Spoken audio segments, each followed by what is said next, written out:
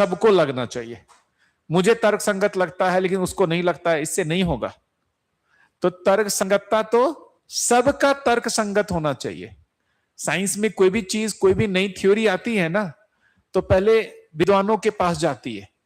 तो अनेक साइंटिस्ट मिलकर के सभी उसमें अपना दिमाग लगाते हैं। जब सबको तर्क संगत लगता है तब उसको ठीक माना जाता है। जिसको तर्क संगत नहीं लगता है फिर वो काउंटर करता है, नहीं ये लॉजिक ऐसे लगाओगे तो ऐसे लगाओगे, और यदि उसके तर्क को तृप्त नहीं कर पाए तो उसको खारिज कर दिया जाता है। यहां पर तो सब इतने दर्शन है, इतने तर्क है, किसको सही माना जाए। मैं एक सुन रहा था, अब तक की सबसे बड़ी बहस मैं दे दूंगा यूट्यूब चैनल, द्वैत अद्वैत त्रैत, द्वैत अद्वैत त्रैत, इस पर बहस चल रही है। क्या? तो कुछ बोल रहे हैं कि दो है, तो बोल रहे हैं नहीं, कुछ बोल रहे हैं एक है। कोई बोल रहे हैं कि आत्मा परमात्मा एक ही है, बोल रहे हैं कोई नहीं, आत्मा परमात्मा एक ही है। अब तय कैसे होगा यार? उनसे पूछा जाए कि बताओ कैसे तय करोगे, तो ये मेरे ग्रंथ में लिखा हुआ है। अरे यार, आपके ग्रंथ में लिखा हुआ है, आपके गुरु बोल दिए, आप जिनको मानते हो बोल दिए, मुझे तर्क संगत नहीं लगता, मुझे तर्क संगत नहीं लगता। आप जो अंकल बोल रहे हैं, यही तो कारण है कि साइंस घर घर पहुंच गया। आपका आत्मा परमात्मा आप तक ही लिमिटेड रह गया। आत्मा परमात्मा का जो यहां है, पढ़ाई यूएसए में होता है क्या? पाकिस्तान में होता है क्या? यहीं पर ना बात होती है। न्यूटन पाकिस्तान में भी पढ़ाया जाता है, चाइना में भी पढ़ाया जाता है, इंडिया में भी पढ़ाया जाता है, हर जगह पढ़ाया जाता है। क्यों न्यूटन हर जगह पढ़ाया जा रहा है? क्योंकि वो जो नियम को पहचाना गया है, जो भी आदमी पहचानता है उसको सही ही पाता है।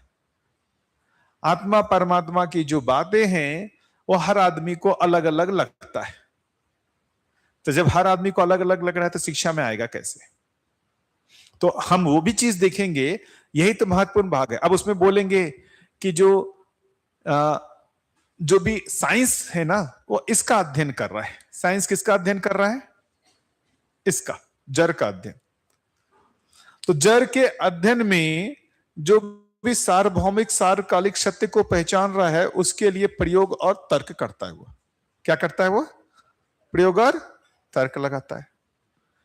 यहां पर जो चैतन्य से जुड़ा हुआ सार्वभौमिक सार्वकालिक सत्य है, वहां पर जैसे ही बोलेंगे ना तर्क, आप बोलेंगे तुम चुप रहो, तुमको इसको साधना में उत्तर मिलेगा, तुमको इसका उत्तर साधना करो तब पता चलेगा।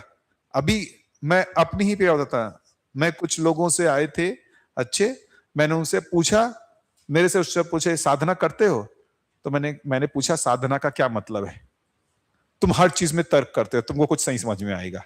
अरे, आप उनसे तर्क करो तो वो क्या बोलेंगे? तुमको समझ में नहीं आएगा। तो यहां अलग कर लिया कि जो तर्क करेगा उसको समझ में नहीं आएगा। तर्क को छोड़ के क्या करो? साधना करो, मेडिटेशन करो, उसमें समझ में आएगा।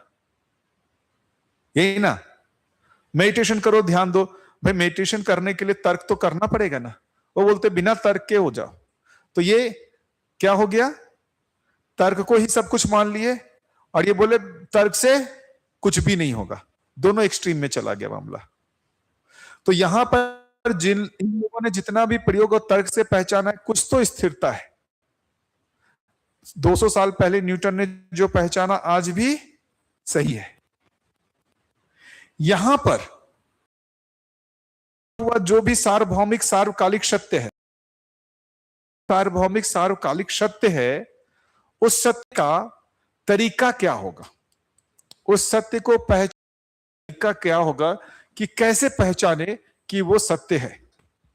कैसे पहचाने? जैसे मैं आपसे पूछूं कि बताओ कि आप आत्मा हो या शरीर हो?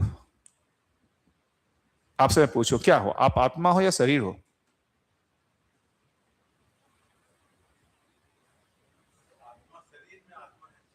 शरीर में कहां पर है? शरीर के अंदर कहीं पर तो होगा, घुटने में, पेट में, हार्ट में, यहीं पर, यही इशारा करते हैं। वो तो मूवी वालों के कारण आ गया है, वो तो मूवी वालों के कारण आ गया है। दिल चीर के देख तेरा ही नाम होगा, है ना, दिल है कि मानता नहीं, दिल दिया है जान भी देंगे, सब कुछ तो वो यहीं पे बता दिए, है ना। तो अब जब आपका भाव खराब होता है, इसका मतलब यहीं पे कुछ खराब है, आत्मा खराब हुआ ना। आत्मा यदि हार्ट में है तो हार्ट को खोल करके कार्डियोलॉजिस्ट तो कहीं आत्मा दिखता तो है नहीं, हार्ट को खोल करके सब कुछ देख लिया अच्छे से ना, वहां दिखता है आत्मा? नहीं दिखता है। अब ये क्या हुआ? आप बोले, बुद्धिजीवियों से पूछेंगे तो बोलेंगे यहां है, विज्ञानियों से पूछेंगे आत्मा होता ही नहीं है, आत्मा होता ही नहीं है, सिर्फ शरीर है, आत्मा होता ही नहीं है। अब ये चीजें कैसे तय होंगी? ये चीजें कैसे तय होंगी? क्या इन चीजों को हम तय कर सकते हैं क्या? क्या इन चीजों को हम तय कर सकते हैं क्या? तो यही सब चीजों को साइंस ने जड़ के लिए तो बना लिया कि जड़ से जुड़ी हुई जो भी सत्य है उसके लिए कुछ उन्होंने आधार बनाया है, एक्सपेरिमेंटल एविडेंसेस और logical proof, logical proof and experimental evidences. अभी ये चैतन्य का सबको कुछ एक प्रयोग है क्या? सबको पता, हम लोग को भी पता नहीं, मैं कभी देखा नहीं। एक लैब में वो एक कांच में एक मरते हुए आदमी को रखा गया, मरने के बाद उसमें एक क्रैक पाया जाए, ये सब आप लोगों ने सुना हुआ है ना, सभी ने सुना है ना वो एक्सपेरिमेंट, कि वो कैसा, वो वहां एक कोई एक्सपेरिमेंट किया गया, एक कांच में ना एक मरते हुए आदमी को रख दिया गया और मरने के बाद जब देखा गया तो एक जो है कांच में एक क्रैक मिला, क्रैक मिला, इसका मतलब आत्मा वहां से निकला है, आत्मा वहां से निकला है, यही ना। अरे हो सकता है किसी और कारण से क्रैक हो गया हो, यह भी तो संभावना है। बार बार आप करके देखो, कहां वो एक्सपेरिमेंट हुआ है, मैं तो ढूंढा, मुझे तो नहीं मिला, लेकिन सबको पता है ये। तो आत्मा होता है वो किसके आधार पर? प्रयोग। क्या करो, एक आदमी को, मरते हुए आदमी को कांच में बंद कर दो, अब आत्मा निकलेगा, पूरा एकदम वैक्यूम पैक कर दिया, कहीं से भी एक भी छेद नहीं है। अब मर के आत्मा जाएगा कहां से? निकल के दिखाओ। और क्रैक हो गया, इसका मतलब आत्मा होता है, क्रैक हो गया तो इसका मतलब आत्मा होता है। ऐसा प्रयोग करके देखने के लिए कहीं पर मैंने कोई एक न्यूज़पेपर में देखा, एक आदमी ना आत्मा के रहस्य को जानने के लिए उसने 3 मर्डर किया। क्यों किया? मर्डर करके वो देख रहा था उससे आत्मा निकलता है कि नहीं निकलता है। ऐसा भी लोग पागलपन कर चुके। तो क्या ये जो चैतन्य का, जो भी चैतन्य से जुड़ा हुआ सत्य है, क्या उसके लिए भी हमको कुछ प्रयोग करने की जरूरत है क्या? जैसा हम जड़ के साथ प्रयोग करते हैं, क्या चैतन्य के साथ प्रयोग करने की जरूरत है? ये सबको समझने की जरूरत है ना। जैसे अभी हमने सिंपल सा चैतन्य से जुड़ा हुआ एक नियम को पहचानने का कोशिश किया, चैतन्य से जुड़ा हुआ एक नियम को पहचानने का कोशिश किया। वो कौन सा नियम? कि मेरा लक्ष्य निरंतर सुखी होना है, मेरा लक्ष्य निरंतर सुखी होना है। कितने लोग इस चीज से एग्री हुए कि मेरा लक्ष्य निरंतर सुखी होना है? ठीक से सभी एग्री हो गए ना। उसमें अंकल जी का था कि नहीं, कुछ लोगों का लक्ष्य है दुखी होना, है ना। वो भी बात सही है। एक शिविर में थे कि नहीं मैं दुखी होना चाहता हूं, मैं सुखी नहीं होना चाहता हूं। तो बोला क्यों भाई? बोले दुख में ही मुझे भगवान का स्मरण रहता है, सुख में भगवान का स्मरण नहीं होता। अरे बोला वाह बढ़िया बात है। तो वो दुखी क्यों होना चाहता है? क्योंकि दुखी होने से ही वो भगवान का स्मरण करता है। तो फिर बात आई, भगवान का स्मरण क्यों करते हो?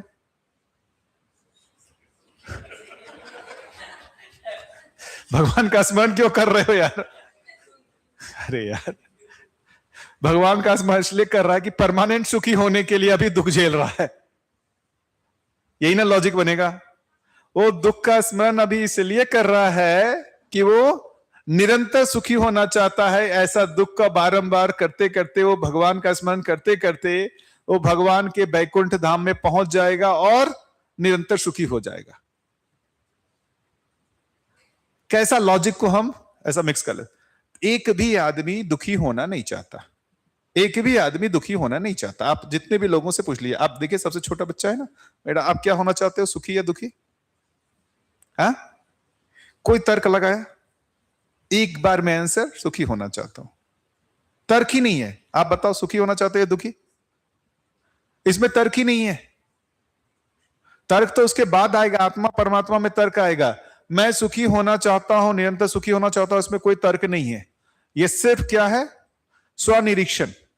मैंने अपना निरीक्षण किया, मैं अपना स्वनिरीक्षण जो करता हूं, उस स्वनिरीक्षण से मुझे यह दिख जाता है मैं सुखी होना चाहता हूं। क्या लगता है? मैं सुखी होना चाहता हूं, इसका आधार क्या है? कोई तर्क लगाया आपने? तर्क लगाना पड़ा क्या?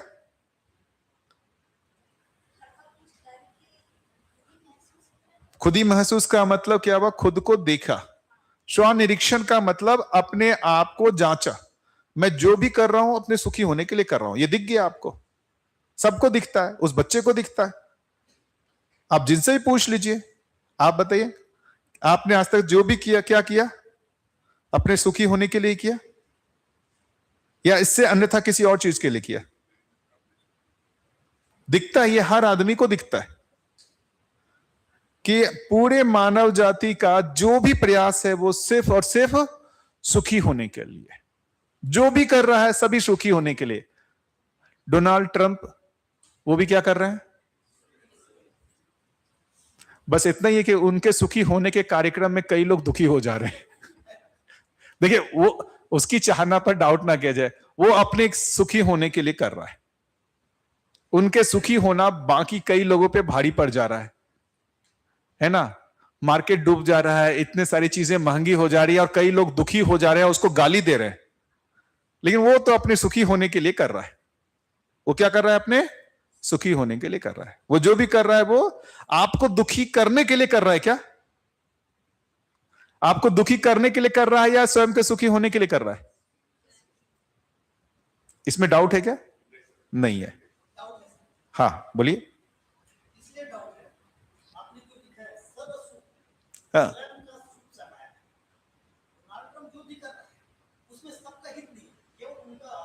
अरे तो सर्व से उसको पकड़ने कहां आया? ये तो बदलने की बात कर रहे हैं। अरे ये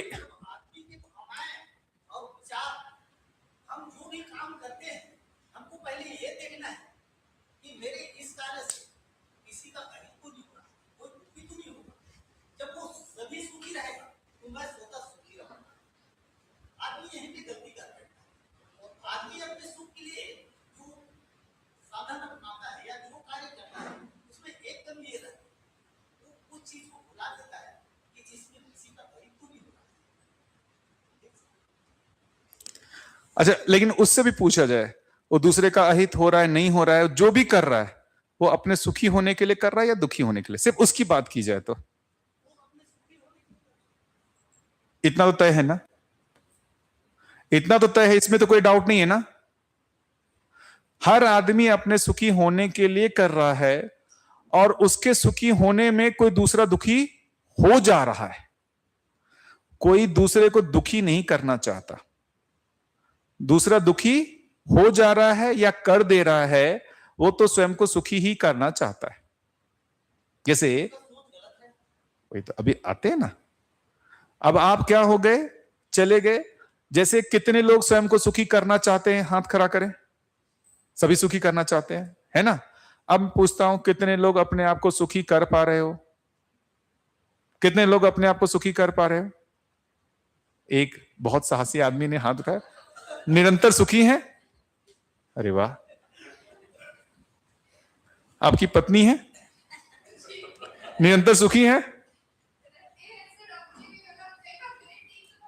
वही देखो, आपके निरंतर सुख में उनका टेंशन समाया हुआ है। टेंशन होते रहता है कि आदमी इतना निश्चिंत कैसे है, इसको परिवार का किसी चीज का मेरा टेंशन क्यों नहीं हो रहा है? इनका टेंशन नहीं हो रहा है, इससे इनको टेंशन है। मस्त मौला है ना? बहुत ज्यादा मस्त मौला, थोड़ा कम होना चाहिए। ये देखिए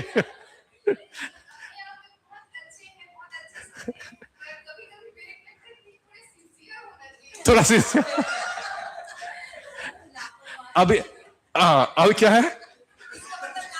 इसका मतलब लापरवाह है बोल रहे हैं।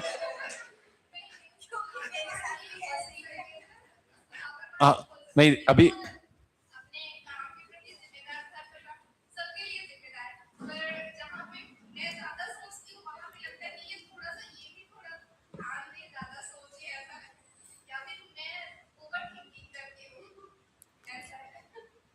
नहीं, अच्छा है।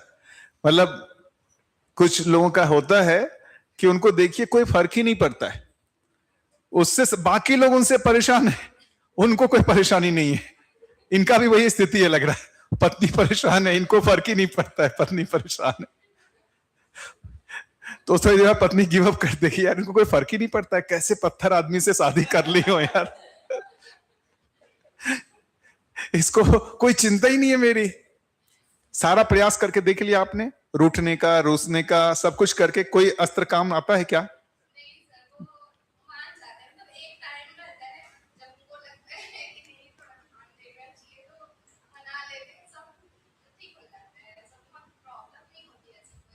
बढ़िया।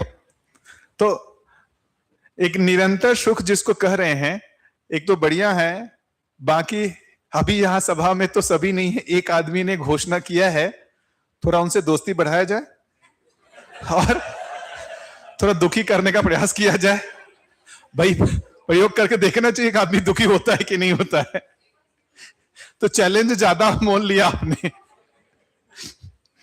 है ना? अभी पत्नी खड़ा होकर के बोल दी कि देखिए ये आदमी जो है अपने में मस्त रहता है, इसको कोई टेंशन ही नहीं होती है। बच्चे भी मस्त रहते हैं। अभी हम लोग थे ना सूर्यकांत भैया के यहाँ, क्या मस्त दिखती है वो, अभी साल भर की है, एकदम मस्त, कोई टेंशन नहीं। बाकियों को टेंशन है, उसको टेंशन नहीं है। वो बच्ची देखिए, वो भी मुस्कुरा रही है ना? मैं मस्त हूं। दो ही लोगों ने हाथ खड़ा किया था निरंतर सुखी होने का, एक आपने और एक बच्ची ने। उस बच्ची ने भी पीछे से हाथ खड़ा किया था कि मैं निरंतर सुखी हूं। फिर देखा किसी ने खड़ा नहीं किया तो हाथ नीचे कर लिया उसने। उस बच्ची ने हाथ खड़ा किया था, साहस दिखाया था, यार मैं तो निरंतर सुखी हूं, ये मेरे माँ बाप दुखी होते रहते हैं मेरे को देख देख करके, है ना? बच्ची को लगता है कि मैं तो निरंतर सुखी हूं, ये माँ बाप, मेरे घर में भी है, मेरी बेटी है अनुभूति, उसकी जिंदगी मस्त, पूरे समय खेलना खेलना खेलना और खेलते रहती है, और बीच बीच में चलो बहुत खेल ली, अब चलो पढ़ने के लिए, अब वो दुखी हो जाती है। आपको तो बस थोड़ा सा भी कुछ भी नहीं, मैं तो इतना सा खेल ही रही थी। लगता है यार कितना तो सही में यार सुखी थी, हम जबरदस्ती इसको दुखी कर दे रहे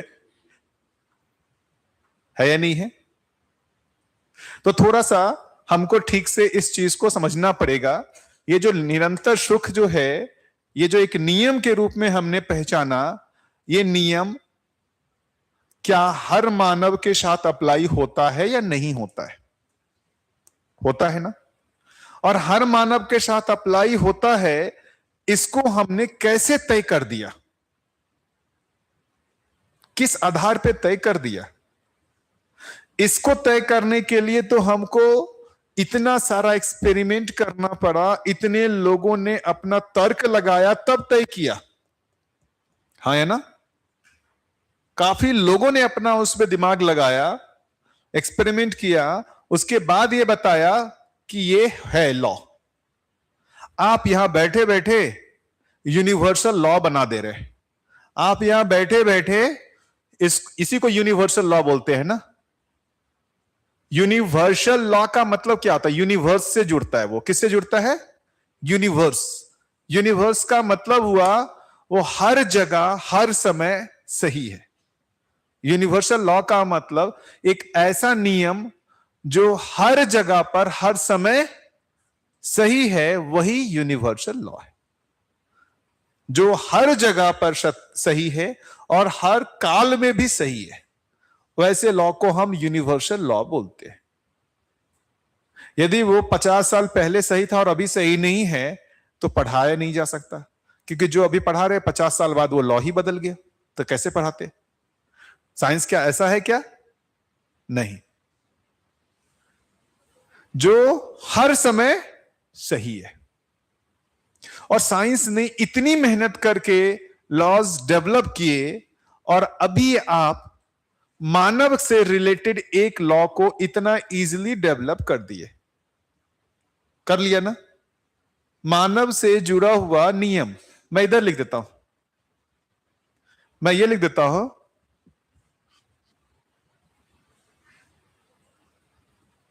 मानव से जुड़ा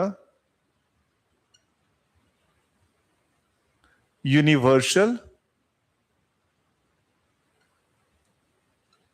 लॉ, मानव से जुड़ा हुआ यूनिवर्सल लॉ। एक यूनिवर्सल लॉ बोला, मानव लक्ष्य बराबर निरंतर सुख। क्या इस लॉ को यूनिवर्सल कहा जाए कि ना कहा जाए, या सिर्फ इस सभा में बैठे हुए लोगों के लिए ही लॉ ये अप्लाई होता है? क्या लगता है, ये जो मानव लक्ष्य बराबर निरंतर सुख है, इस लॉ को यूनिवर्सल कहा जाए, या कहा जाए कि नहीं ये सभा के ही लोगों पर ये नियम अप्लाई होता है? यूनिवर्सल हो गया ना, है ना। और बिना हमने इतने सारे प्रयोग किए हमने तय कर दिया, बिना इतना सारा प्रयोग किए। प्रयोग करने का मतलब हमको हर आदमी से जाकर के पूछने की जरूरत नहीं पड़ी। हमने स्वयं के अधिकार पर जांच करके देखा, तो स्वयं के अधिकार पर यदि हम जांच करके देखेंगे और यदि वो हमको सही है, हमारे लिए सही है, वो हर एक मानव के लिए सही होगा। यही मजेदार बात है। जड़ के लिए जड़ का अध्ययन करना होगा, जड़ के नियम को पहचानने के लिए जड़ का अध्ययन करना होगा, चैतन्य के नियम को पहचानने के लिए चैतन्य का अध्ययन करना होगा। चूंकि मैं स्वयं चैतन्य हूं, तो चैतन्य के नियम को पहचानने के लिए स्वयं का अध्ययन करना होगा। काम खत्म। चैतन्य के नियम को पहचानना है तो किसका अध्ययन करना है? स्वयं का अध्ययन। स्वयं का अध्ययन कर लिया, पूरी मानव जाति का अध्ययन हो गया। स्वयं का अध्ययन कर लिया, पूरी मानव जाति का अध्ययन कर लिया, क्योंकि मैं जो मानव हूं और जो बाकी मानव हैं सभी एक ही हैं। अभी लगता है हर मानव अलग अलग है। अभी क्या लगता है? हर मानव अलग अलग है। क्या इस नियम के आधार पर हर मानव अलग अलग है या एक है? हर मानव एक। इसी को कहा मानव धर्म बराबर सुख। क्या कहा? मानव धर्म बराबर सुख। धर्म की जो परिभाषा है, आप ठीक ढंग से देखेंगे, धर्म की परिभाषा है धारणा, और धारणा का मतलब है जिससे जिसको अलग ना किया जा सके। आईपीएल, जिससे जिसको अलग ना किया जा सके।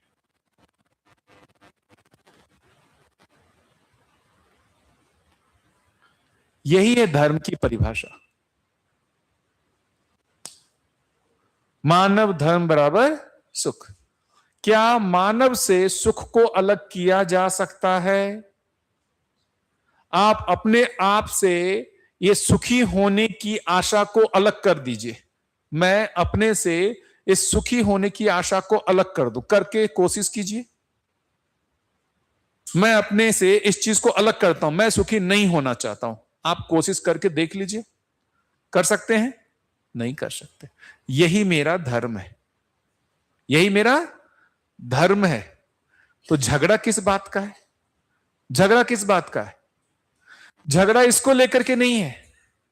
झगड़ा इसको लेकर के है कि हिंदू मान्यताओं को फॉलो करके ही सुखी हुआ जा सकता है। हिंदू मान्यताओं को आप फॉलो करोगे तभी सुखी होगे, मुस्लिम बोलेगा मुस्लिम मान्यताओं को फॉलो करोगे तभी सुखी होगे, क्रिश्चियन बोलेगा जीसस की पूजा करोगे तभी सुखी होगे, मुस्लिम बोलेंगे अल्लाह की पूजा करोगे तभी सुखी होंगे, हिंदू बोलेंगे कि बुद्ध इनका क्या नाम है, शिव राम कृष्ण, इनकी पूजा करोगे तभी सुखी होंगे। झगड़ा उसको लेके नहीं है, झगड़ा माध्यम को लेकर के है। झगड़ा किसको लेकर के है? माध्यम को लेकर के। हिंदू बोलेंगे इस माध्यम से सुखी हुआ जाएगा, मुस्लिम बोलेंगे इस माध्यम से सुखी हुआ जाएगा, क्रिश्चियन बोलेंगे इस माध्यम से सुखी हुआ जाएगा। तो झगड़ा किस चीज को है? लक्ष्य को लेकर के है या माध्यम को लेकर के? झगड़ा किस चीज को लगता है? ये धर्म का जो झगड़ा है वो सही में धर्म का झगड़ा है क्या? सही में धर्म का झगड़ा है क्या? जिसको धर्म कह रहे हैं क्या वो धर्म है? क्या है वो? माध्यम को लेके झगड़ा है। क्या चीज को लेके झगड़ा है? माध्यम को लेके झगड़ा है। क्या माध्यम? कृष्ण के माध्यम से सुखी होंगे। अभी और झगड़ा होने लगता है। अभी बीच में काफी सारा वो आया था, वो राधा रानी को प्रमोट करने लगे, तो कहने लगे देखो इससे जो है कृष्ण का वो हो रहा है, डिफेमेशन हो रहा है, कृष्ण का जो है नाम को छोटा किया जा रहा है, राधा का नाम को बड़ा किया जा रहा है। तो उस पर काफी बहस चली कि राधा के नाम को क्यों प्रमोट किया जा रहा है, इससे कृष्ण छोटे हो जाएंगे, कृष्ण के नाम को प्रमोट किया जाए। अब राधा और कृष्ण में भी झगड़ा लगवा रहे हैं। अब राधा और कृष्ण में भी झगड़ा लगा रहे हैं कि राधा महान कि कृष्ण महान, हाँ या ना? इस पे भी झगड़ा चल रहा है। और सीरियल में देखेंगे तो कौन महान पता ही नहीं चलता है। और जो है शिव जी ब्रह्मा जी को कहेंगे कि आप हमसे श्रेष्ठ हो, ब्रह्मा जी इनको बोलेंगे हमसे श्रेष्ठ हो। कौन श्रेष्ठ है? और इन सब से कोई एक आदि माता है वो श्रेष्ठ है। तो जो जिस सीरियल को बनाया जाएगा उसमें दिखेंगे सबसे पावरफुल वही दिखते हैं। यदि वो शंकर जी का सीरियल है, शंकर जी सबसे पावरफुल, विष्णु जी का है तो सबसे पावरफुल विष्णु जी है, गणेशाय जी का है तो गणेश जी सबसे पावरफुल है। कौन सबसे पावरफुल है पता ही नहीं चलता है। सारा झगड़ा माध्यम को लेकर के, सारा झगड़ा माध्यम को लेकर के। क्या लगता है धर्म को लेकर के जो भी झगड़ा है, क्या वो सही अर्थ में धर्म को लेकर झगड़ा है, या उस धर्म से जो मान लिया है कि इसी विधि से हम सुखी होंगे और उस मान्यताओं को लेकर झगड़ा है? धर्म को लेकर झगड़ा तो हो ही नहीं सकता, क्योंकि मानव धर्म तो सुख है ही है। अब यदि ये झगड़ा है इस बात का, हिंदू मुस्लिम सिख ईसाई का, कि मेरा धर्म श्रेष्ठ तो मेरा धर्म श्रेष्ठ है या ना, तो पहली बात तो भाई धर्म तो सबका एक ही है। तो आपका सबका धर्म तो अलग हुआ नहीं। एक बात तो ये हो गया, हिंदू मुस्लिम सिख ईसाई जितने भी कहने वाले हैं सबका धर्म अलग अलग है या एक ही है? धर्म तो एक ही है। फिर झगड़ा किस बात का है? मेरा माध्यम ज्यादा श्रेष्ठ है, मेरा माध्यम ज्यादा श्रेष्ठ है, मतलब मेरे कृष्ण ज्यादा पावरफुल है, मेरे राम ज्यादा पावरफुल है, और अल्लाह ज्यादा पावरफुल है, क्रिश्चियन के लिए ईसा मसीह ज्यादा पावरफुल है। यही तो झगड़ा है ना। झगड़ा किस बात को लेकर के है? माध्यम को लेकर के। अब बात पूछा जाए, क्या हिंदू सुखी या मुस्लिम सुखी या क्रिश्चियन सुखी या कोई और सुखी? कौन सुखी? जब सुखी है ही नहीं, हम किसके माध्यम को श्रेष्ठ माने? फिर जब कोई सुखी है ही नहीं, किसके माध्यम को श्रेष्ठ माने? किसके माध्यम को श्रेष्ठ माने? यदि हिंदू सुखी दिखते, किसी को कोई आपत्ति नहीं थी, सभी हिंदू धर्म अपना लेते। यदि मुस्लिम सुखी दिखते, किसी को कोई आपत्ति नहीं होती, सभी मुस्लिम धर्म अपना लिए होते। यदि सभी क्रिश्चियन सुखी दिखते, किसी को कोई आपत्ति नहीं होती, सभी क्रिश्चियन धर्म अपना चुके होते। क्यों नहीं अपना रहे हैं? क्योंकि सुखी दिखते नहीं है, क्योंकि सुखी दिखते नहीं है। भैया आप सुखी दिखते हो, मेरे लिए तो अच्छी बात हो गई ना। जाके समझ लेना कि भाई कैसे सुखी हो, वैसा समझ के हम भी सुखी हो जाएंगे। हम सुखी दिखते नहीं हैं, बलपूर्वक ये दूसरे को मनवाने का प्रयास करते हैं कि यही है सुखी होने का रास्ता। तो पहले पूछेगा रास्ता ये है, पहले तुम तो बताओ, तुम गंतव्य पे पहुंचे हो, क्या तुम निरंतर सुखी हो गए हो? बोलेंगे नहीं। कैसे हम विश्वास करें तुम्हारी बात पर? कैसे हम विश्वास करें तुम्हारी बात पर? मामला यही अटका हुआ है ना, पूरे संसार का मामला यही अटका हुआ है। हाँ है ना? इतना छोटा सा मामला है, उसको हमने ऐसा कैंसर जैसा बीमारी बना दिया है। मामला बहुत छोटा सा है, सिंपल सा बात है, ये लक्ष्य और माध्यम को अलग कर देने का, बस छोटा सा है। तो भी बैठ करके डिबेट में बुलाते हैं ना, सभी अलग अलग धर्म के लोगों को बुलाते हैं डिबेट में ना, उन सबसे पहले ये पूछ के तय कर लिया जाए, ये बताओ आप सभी का लक्ष्य क्या है? क्या बोलेंगे वो? पहले तो क्या बोलेंगे? सबका लक्ष्य क्या है? पहले तो सबका कुछ अलग अलग बोलेंगे, कृष्ण भक्ति, वैकुंठ धाम जाना, ये बोलेंगे भाई जीसस के पास जाना, अल्लाह के पास जाना, अलग अलग बोलेंगे। तो फिर वो इनको अलग से फिर बोलना पड़ेगा, ये लक्ष्य है या माध्यम है, ये नहीं पता चलेगा उनको, फिर बोलना पड़ेगा कृष्ण के पास जाना लक्ष्य है या कृष्ण माध्यम है इस लक्ष्य को पाने के लिए। थोड़ा समय लगेगा उनके साथ, वो थोड़ा समय लगेगा। कृष्ण को पाना लक्ष्य है या कृष्ण माध्यम है आपके इस लक्ष्य को पाने का? क्या लगता है? कृष्ण को पाना लक्ष्य है या वो माध्यम है मेरे लक्ष्य को पाने का? क्या लगता है? पक्का ना? चाहे कितने भी बड़े हो देवी देवता, वो लक्ष्य हैं या वो माध्यम है हमारे लक्ष्य तक पहुंचने का? माध्यम है। तो पहले उसको अलग करना पड़ेगा कि लक्ष्य क्या है, निरंतर सुखी होना, तब आगे बात होगी माध्यम को लेकर के। जब तक हम इसको अलग नहीं करेंगे तब तक हम झगड़ते रहेंगे। जब तक हम इसको अलग नहीं करेंगे हम झगड़ते रहेंगे। किस बात को लेकर के? कि ये लक्ष्य है तो ये लक्ष्य है। आपको मैं दबाव बनाऊंगा कि आप कृष्ण भक्त बन जाओ, और मैं आपको दबाव बनाऊंगा कि आप विष्णु भक्त बन जाओ, शिव भक्त बन जाओ, अल्लाह के भक्त बन जाओ, जीसस के भक्त बन जाओ। यही ना दबाव बनाएंगे? ऐसा ही दबाव बनाएंगे कि नहीं बनाएंगे? हम किसी के भी भक्त हो जाएं, हमको पहले ये डिफरेंशिएट करना पड़ेगा, लक्ष्य हमारा निरंतर सुखी होना है। बाद में हम तय कर लेंगे। पहला स्टेप तो होगा इसको अलग करने का। इसको अलग किए बिना हम जब संवाद करने जाएंगे, संवाद ही नहीं हो पाएगा। सिर्फ क्या होगा? वाद विवाद होगा। इसको अलग किए बिना जब तक हम बातचीत करने नहीं जाएंगे, सिर्फ वाद विवाद होगा।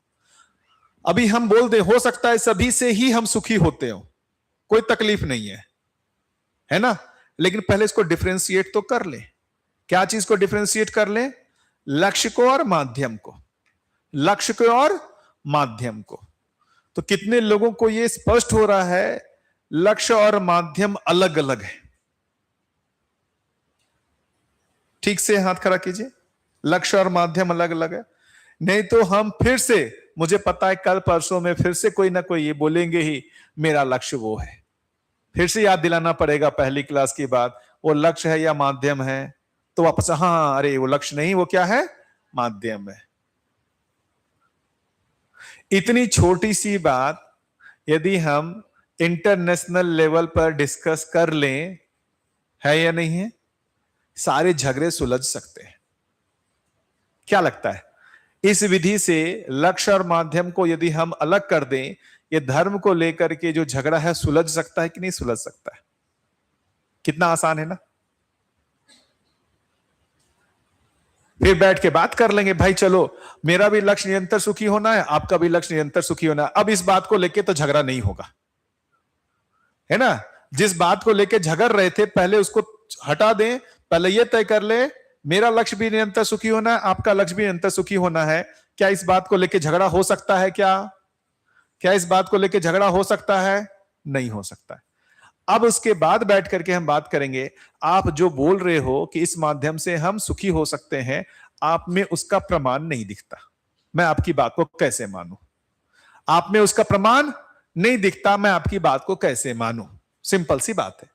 और आप वही चीज मेरे को बोल सकते हो, आप जो बोल रहे हो इस धर्म को अपनाओ, आप लोग को देख करके मुझे नहीं लगता आप निरंतर सुखी है, मैं आपकी बात पर कैसे विश्वास करूं? काम खत्म।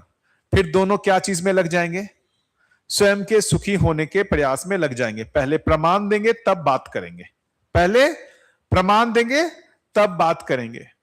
क्या चीज का प्रमाण? निरंतर सुखी होने का प्रमाण दो, तब बात करो, तब बोलो कि भाई हमारे धर्म को अपनाओ। क्या ये ठीक लगता है? प्रमाण पूछेगा कि ना आदमी, भाई आप बोल रहे हो कि हम आपके धर्म को अपनाएं, ठीक है, आप निरंतर सुखी हो गए क्या? नहीं हुए हैं, लेकिन इससे होंगे, क्या गारंटी? क्या गारंटी? होंगे की बात नहीं, हो कि नहीं? बात पकड़ में आ रही है? संसार का इतना बड़ा प्रॉब्लम कितनी आसानी से सुलझ सकता है यदि मानव चाहे तो। क्या लगता है, कितने लोगों को लगता है संभावना कि इस विधि से बातचीत करके संसार के इतने बड़े प्रॉब्लम्स को भी सॉल्व किया जा सकता है ठीक से?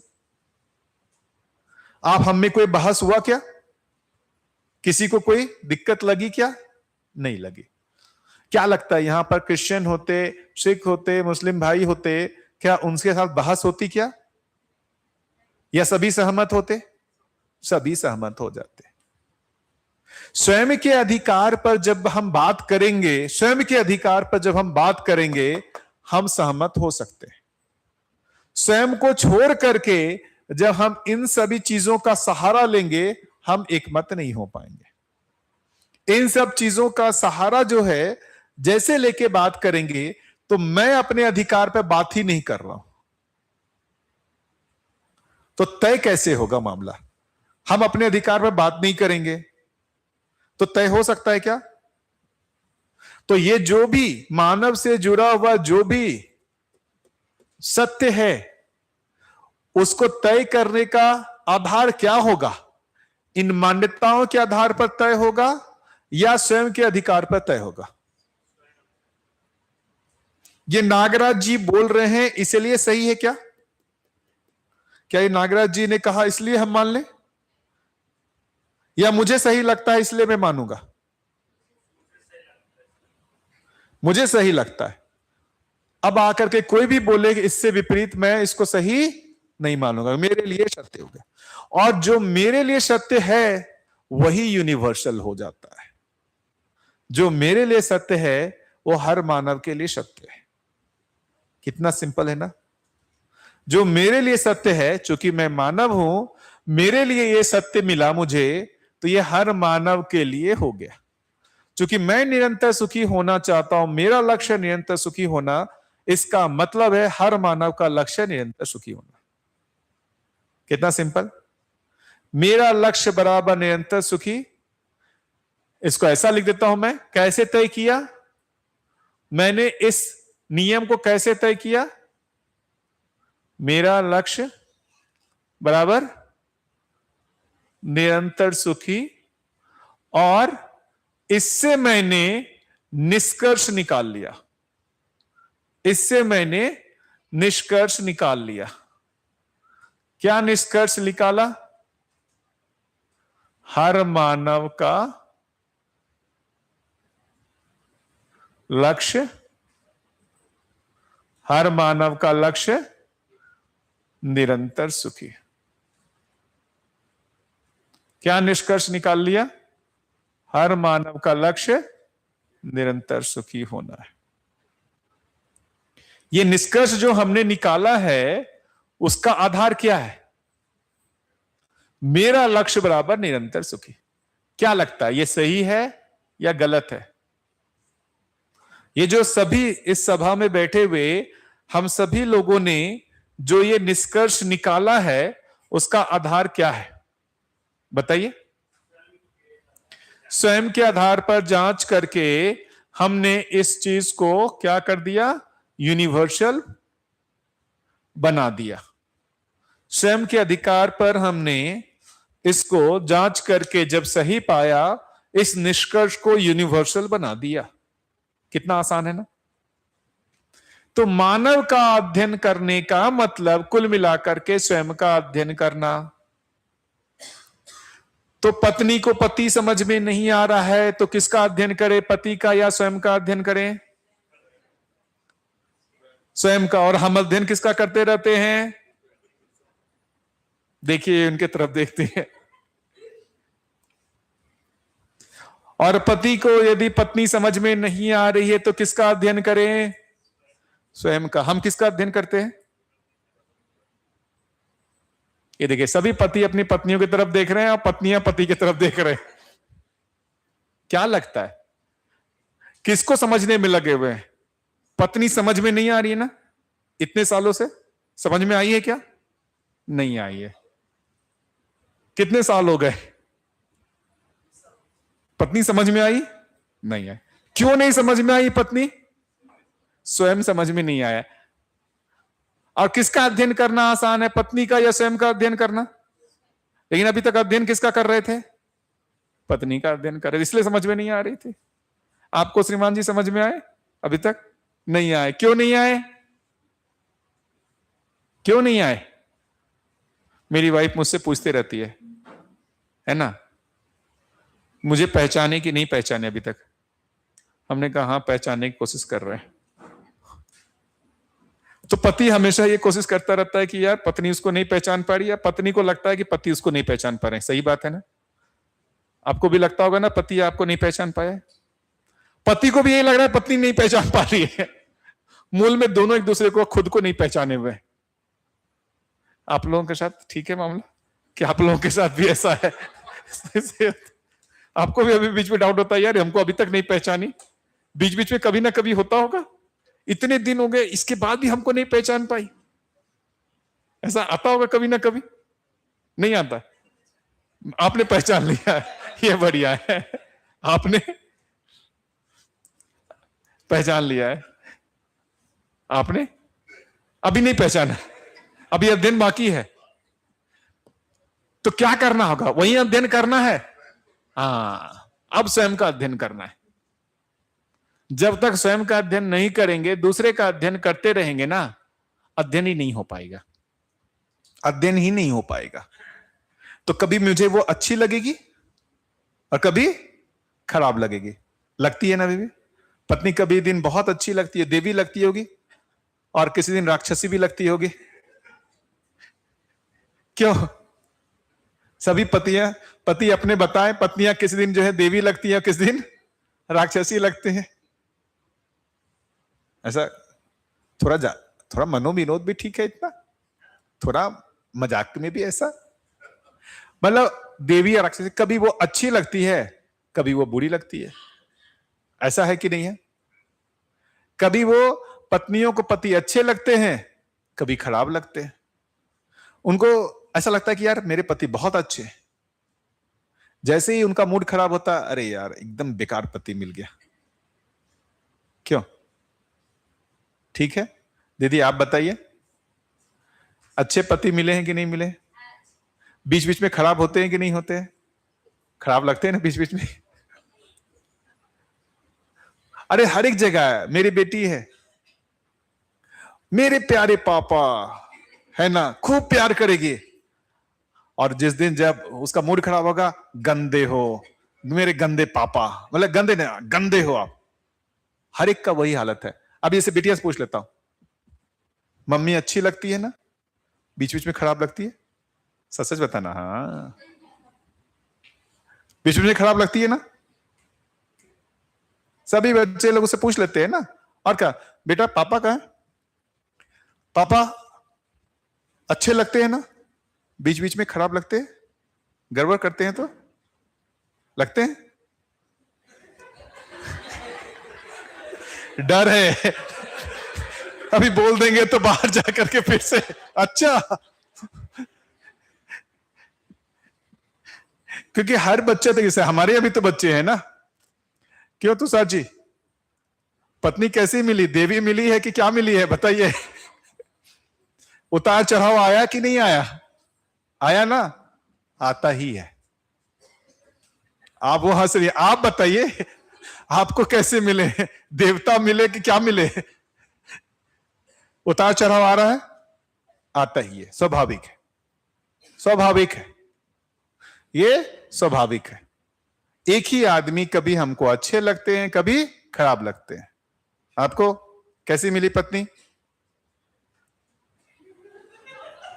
कभी ठीक लगती है, कभी कभी खराब भी लगती है ना? अब वो हंस रही हैं। कैसा, आप बताइए। कभी अच्छे, समझ में ही नहीं आता, पति समझ में अभी तक नहीं आए।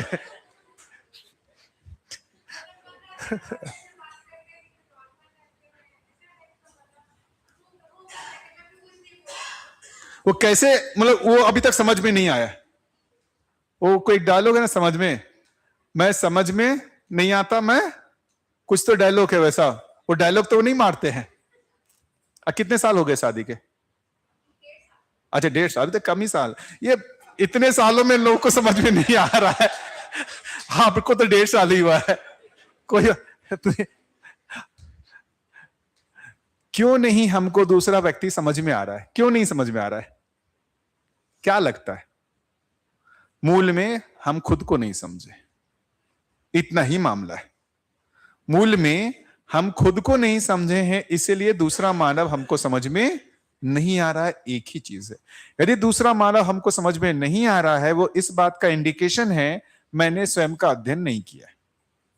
यदि मैं स्वयं का अध्ययन कर लूं, मैं अपने आप को समझ लूं, मुझे पूरा मानव जाति समझ में आ जाएगा, है ना? ये बहुत गूढ़ बात, गंभीर बात है। और हम बारंबार हम अपने संबंधियों का अध्ययन कर रहे हैं, पत्नी का अध्ययन कर रहे हैं, बच्चे का अध्ययन कर रहे हैं। अब मैं अपनी बच्ची का, यार कैसी बच्ची मिली है यार, परेशान करके रख देती है एकदम, जो है ना, तो वो कुछ भी समझ में नहीं आता है, झुंझला जाते हैं, हमको समझ में नहीं आ रही है। कभी खूब अच्छी लगती है, कभी खूब खराब लगती है। क्यों बताओ? मम्मी को कभी अच्छी लगती होगी और कभी खराब लगती होगी, है या नहीं है? जी, आप बताना चाह रहे थे कुछ? माइक दे दे, माइक है ना? ध्यान देंगे आप सभी लोग, शादी को 50 साल हो गए, 51वां साल चल रहा है शादी हो, परंतु अभाव में जीना सीख लेंगे तो हमेशा सुखी रहेंगे। अब ये भी क्या है, जान लिया या मान लिया? अभाव में जीना सीख लेंगे तो संतोषम परम सुखम, संतोषम परम सुखम, है ना? आपने मान लिया, सुखी हो गए, निरंतर निरंतर सुखी हो गए। आप इस लक्ष्य को प्राप्त कर लिए, प्राप्त कर लिए तो यहां आते ही नहीं। सिंपल सा तर्क है। तो एक तो बढ़िया चीज है, जब हम यहां आपस में बातचीत कर रहे हैं तो देखिए, हम किसी को भी गलत करना, किसी को कम दिखाना, ऐसी बात नहीं कर रहे हैं। भाई आप तो हमारे पिता से भी आयु में बड़े हैं, मुझे लगता है 70 क्या होगा एज, 80, 79, तो मतलब मेरे पिता से भी तो बहुत ज्यादा आयु में बड़े हैं। ठीक है, तो जो भी ये बोल रहे हैं थोड़ा हम उनको गंभीरता से लें, है ना, थोड़ा अच्छे से। हमारे अभिभावक के जैसे हैं ये, है ना, तो सम्मान अभिभावक के जैसा ही हो। मैं बोलते समय ठीक है जो भी तर्क कर रहा हूं, लेकिन सम्मान आपके साथ अभिभावक के जैसा है। आपको डांटने का अधिकार है हमको। आपको यदि मेरी कोई बात खराब लगती हो, आप मुझे बेझिझक, है ना, डांट सकते हैं। तो ऐसे बहुत सारे आप अभिभावक जैसे लोगों को हम बच्चों की अपेक्षा है कि हम कोई सही चीज आपसे पाना चाहते हैं। ये जो अभाव को स्वीकार लेना ही सुख है ना, ये सबको स्वीकार नहीं होगा। क्या लगता है कि ये अभाव जो है उसको स्वीकार लेना कितने लोगों को ये सुखी होने का आधार हो सकता है? किसी को स्वीकार है क्या? किसी को स्वीकार है? नहीं स्वीकार है। कैसे करें? अभाव तो मैं मजाक में बोला था, बाकी वैसे हम लोग दोनों पति आपस में adjust हैं। करते थे। वही, इसको हम लोग अभी हम सभी ये जो भाषा का प्रयोग किया ना, एडजस्ट, अभी हम जो क्या कर रहे हैं ना, एक एडजस्टमेंट कर रहे हैं। क्या एडजस्टमेंट कर लेते हैं? मुझे ये समझ में आ जाता है इनको ये चीज अच्छी नहीं लगती है ना, तो वो करना है तो उनके सामने नहीं करना, उनके सामने नहीं करना है, या नहीं करना है या उनके सामने नहीं करना है। तो एडजस्टमेंट कर रहे हैं, सुखपूर्वक जी नहीं रहे। सुखपूर्वक जीना और एडजस्ट करके जीना में डिफरेंस है। सुखपूर्वक जीना, एडजस्ट करके जीना में डिफरेंस है। और ये एडजस्टमेंट जो है ना, आप लोग की आयु में चल गया। अभी की जो पीढ़ी है वो एडजस्ट करना नहीं जानती, मान्यताएं बदल रही हैं। मैंने भी अपने माता पिता को देखा, खूब झगड़ा करते थे, लेकिन वो गहरी मान्यता थी कि छोड़ना नहीं है। गहरी मान्यता थी कि छोड़ना नहीं है। विवाह हो गया तो पूरी जिंदगी निभाना है। ये आप लोगों की पीढ़ी में ये ऐसा मान्यता था गहरा। समाज का भी एक गहरा दबाव था कि शादी हो गया तो अब आपको निभना ही है, छोड़ने का वहां पर कल्पना में भी नहीं आता था। अब वो मान्यताएं बदल गई हैं। अब वो मान्यताएं बदल गई हैं। बहुत जल्दी से एक दूसरे को छोड़ देते हैं। डाइवोर्स रेट बहुत ज्यादा हो गए। आप अपने आस पड़ोस परिवार में ही सुन लिए होंगे, हमने तो सुन लिया। मान्यताएं थी ना कि शादी हो गई तो इनके साथ पूरी जिंदगी जीना है, चाहे जैसे भी हो, एडजस्ट करके जीना है। पहले मजबूरी थी, और वो मजबूरी के लिए हमने कुछ ऐसा सोशल स्ट्रक्चर भी बना के रखा हुआ था कि महिलाएं हमेशा पुरुष पर डिपेंडेंट रहे। महिलाएं पुरुष पर हमेशा डिपेंडेंट रहे, ऐसा सोशल स्ट्रक्चर बना के रखा गया था। महिलाएं काम नहीं करती थी। अब सोशल स्ट्रक्चर बदल गया है, महिलाएं जॉब करने लगी, वो फाइनेंशियली फ्री हो गई, अब वो मजबूर नहीं है। इसलिए डाइवोर्स रेट बहुत ज्यादा हो गया है, बहुत ही ज्यादा। तो वो मान्यताएं ही हैं जिसको एडजस्ट करना बोल रहे हैं, वो मान्यताएं ही हैं। समाज की मान्यताओं से हम जी रहे थे, मान्यताएं बदल रही हैं, इसीलिए वो सार्वकालिक नहीं है। इसीलिए वो सार्वकालिक नहीं है। सार्वकालिक नहीं है तो वो सत्य नहीं है। ये ठीक है, ये ठीक है। हां, लेकिन छोड़ने से तो बेहतर है कि एडजस्ट कर लेना। वो बात सही है, लेकिन वो परमानेंट सॉल्यूशन नहीं है। जो आप एडजस्ट करने बोल रहे हैं, बहुत सारे लोग एडजस्ट करके ही चल रहे हैं। कहीं ना कहीं सभी एडजस्ट करते हैं एक दूसरे के साथ। मैंने अपने घर में देखा एडजस्ट करके सभी चल रहे हैं। कितने लोग एडजस्ट करके चल रहे हैं? पति पत्नी संबंध में देखिए, सभी एडजस्ट करके ही चल रहे हैं। लेकिन उसमें वो निरंतर सुख मिलता है क्या? नहीं। कॉम्प्रोमाइज जो है वो नहीं है। ये कॉम्प्रोमाइज नहीं है। निरंतर सुख कॉम्प्रोमाइज नहीं है। वो कॉम्प्रोमाइज तो अभी यूएसए और ईरान के बीच में भी हो गया। क्या इससे यूएसए भी सुखी है और ईरान भी सुखी है क्या? क्या लगता है? कॉम्प्रोमाइज हो रहा है ना? अभी युद्ध विराम हुआ ना, फेल हो गया, फिर से झगड़ा चालू होने वाला है। तो घर में भी वैसा ही युद्ध विराम बीच बीच में होता है, फेल होता है, फिर से चालू हो जाता है। कौन सी नई बात है? ये तो पहले से ही पता था, लेकिन इतनी जल्दी अब चालू नहीं करेंगे। उनको पता है कि यार पहले दुख भोग चुके हैं। तो पति पत्नी भी जो इसको एडजस्टमेंट करते हैं ना, तो शुरुआत में पहले युद्ध शुरुआत करते हैं और दोनों दुखी होते हैं। थोड़ा सा विराम देते हैं, क्योंकि दोनों दुखी हो चुके होते हैं, तो थोड़ा सा विराम देते हैं, ताकत गेन करते हैं। जैसे ही ताकत आता है, फिर से भिड़ते हैं, फिर से परेशान होते हैं, दुखी होते हैं, पीड़ित होते हैं, फिर से युद्ध विराम देते हैं, फिर बार बार दुखी होकर लगता है यार ये तरीका ठीक नहीं है, एक जो है ना एडजस्ट कर लो, है ना, तो एक परमानेंट युद्ध विराम हो जाए। तो अंदर से मानसिक युद्ध तो चल ही रहा होता है ना। बाहरी जो है वो युद्ध हम रोक के रखे रहते हैं, अंदर युद्ध चल रहा होता है। और किसी किसी दिन वो कभी पहले जैसे हर हफ्ते हो जाता था, वो अब 1 महीने में होने लगा, फिर धीरे धीरे 6 महीने में होने लगा। जैसे हम लोग, मैं अपने घर के आता, शुरुआत में हमारे यहां भी खूब युद्ध होता था, धीरे धीरे अब युद्ध कम हुआ है तो कॉन्फिडेंस आया है, बढ़िया है। हम लोग जैसे बीच में अच्छा मूड रहता है ना, लगता है हम लोग दोनों में ना अच्छा प्रेम हो गया है, सारा कुछ है। हमने कहा हाँ बढ़िया है, सब कुछ है। जैसे ही बोलते इसको दूसरे दिन ही युद्ध चालू, फिर पता चलता है अरे यार नहीं हुआ है, युद्ध विराम तो नहीं हुआ है। वैसा मौका आता है ना तो तुरंत जो है आवेश आ जाता है। तो जो परिवार की स्थिति है, जो संबंध की स्थिति है, उसी का रिफ्लेक्शन हमारे कंट्री के बीच में भी होगा। कोई अलग नहीं है, कोई अलग नहीं है। इसको समझना पड़ेगा। हम निरंतर सुखी होना चाहते हैं, क्या हम निरंतर सुखी हो पा रहे हैं? क्या हम निरंतर सुखी हो पा रहे हैं? नहीं हो पा रहे। होना तो चाहते हैं लेकिन सुखी हो नहीं पा रहे। अब दूसरा एक और चीज,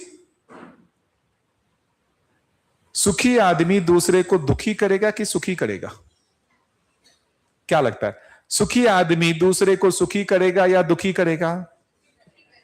और दुखी आदमी दूसरे को दुखी करेगा कि सुखी करेगा? हाँ, दुखी करेगा ना, पक्का ना? क्या लगता है, सुखी आदमी दूसरे को दुखी करता है, सुखी करता है? और दुखी आदमी? तो कोई आपको दुखी करना चाह रहा है, इसके मूल में क्या है? वो स्वयं दुखी है, वो स्वयं दुखी है। हम ये नहीं पहचान पाते, हम ये नहीं पहचान पाते, और हमको लगता है कि वो सुखी होकर के मुझे दुखी करना चाहती है। सास को बहू से यही प्रॉब्लम है, बहू को सास से यही प्रॉब्लम है या नहीं है? बहू को लगता है सास जो है पूरा मौज में है और मुझे दुखी करते रहती है, हाँ या ना? यही कंफ्यूजन है। वो खुद सुखी है, मुझे जानबूझ के दुखी कर रही है। और सास को भी यही लगता है कि बहू खुद तो मौज में है और मुझे दुखी कर रही है। ये गलत है। यदि वो कोई आदमी मुझे दुखी कर रहा है, इसका मतलब वो स्वयं दुखी है। क्या लगता है, आप बताओ? कोई आदमी यदि मुझे दुखी कर रहा है तो वो दुखी है या सुखी है? क्या लगता है? मैं आपको यदि दुखी कर रहा हूं तो मैं सुखी हूं या दुखी हूं? पक्का ना? तो कोई आदमी यदि आपसे झगड़ा करने आ रहा है तो वो दुखी होके झगड़ा करने आ रहा है या सुखी होके झगड़ा करने? पहले स्वयं दुखी है, इसके बाद वो दुख हमको हमारे ऊपर झेलना चाहता है। और फिर आप क्या करने लगते हैं? आप भी दुखी आदमी है तो आप भी अपना दुख उसको, तो 2 दुखी आदमी अपना दुख पर एक दूसरे को अपना दुख बांटते रहते हैं। पति पत्नियों की कहानी, माएं एक दूसरे को दुख ट्रांसफर करते रहती हैं, हाँ या ना? सही बोल रहा हूं या गलत बोल रहा हूं? है या? हाँ,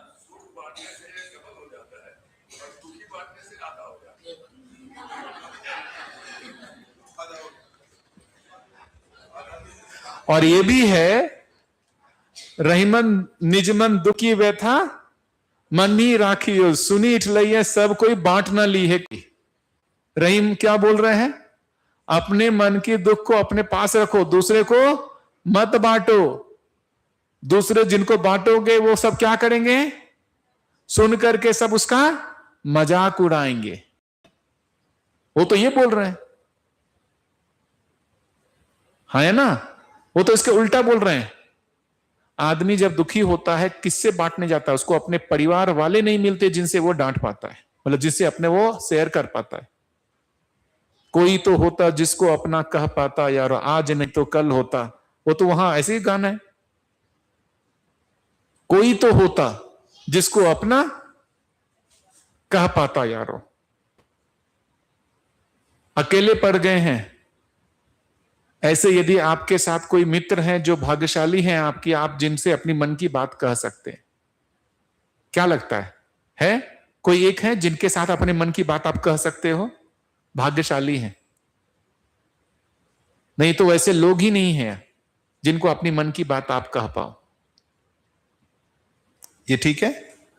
तो वापस हम फिर से आ जाते हैं कि यदि मानव से जुड़े हुए यूनिवर्सल लॉ को पहचानना है, उसका आधार क्या होगा? स्वयं के आधार पर जांच करके। किस आधार पर? स्वयं के अधिकार पर हम जांचेंगे, और उस अधिकार पे जो भी जांच करके हमको सही मिलेगा, वैसा जी करके यदि मैं सुखी होता हूं और सामने वाला भी सुखी होता है, तो वो मेरे लिए क्या है? सही है। हर मानव के लिए सही है। हर मानव के लिए सही है। तो उसमें से एक नियम को मैंने पहचाना, मैंने अपने लक्ष्य को पहचाना। मेरा लक्ष्य क्या है? निरंतर सुखी होना। तो मैंने जब उसको पहचान लिया ठीक तरीके से, सटीक तरीके से, तो क्या निष्कर्ष निकला? हर मानव का लक्ष्य क्या है? निरंतर सुखी। यदि यहां तक में कोई अभी डाउट है तो बताइए, नहीं तो फिर हम आगे बढ़ेंगे। ये जो पूरी चर्चा थी उसका एक ये चीज था, दो चीज को अलग कर पाना, माध्यम और लक्ष्य को अलग कर पाना, और दूसरा कि ये जो लक्ष्य है वो हर मानव का ये एक लक्ष्य निश्चित है, नियति विधि से है, इसमें हमको कुछ नहीं करना है। मैं मानव हूं तो नियति विधि से, प्राकृतिक विधि से मेरा लक्ष्य क्या है? निरंतर सुखी होना। ठीक है? ये कोई दिक्कत नहीं। अब बात आती है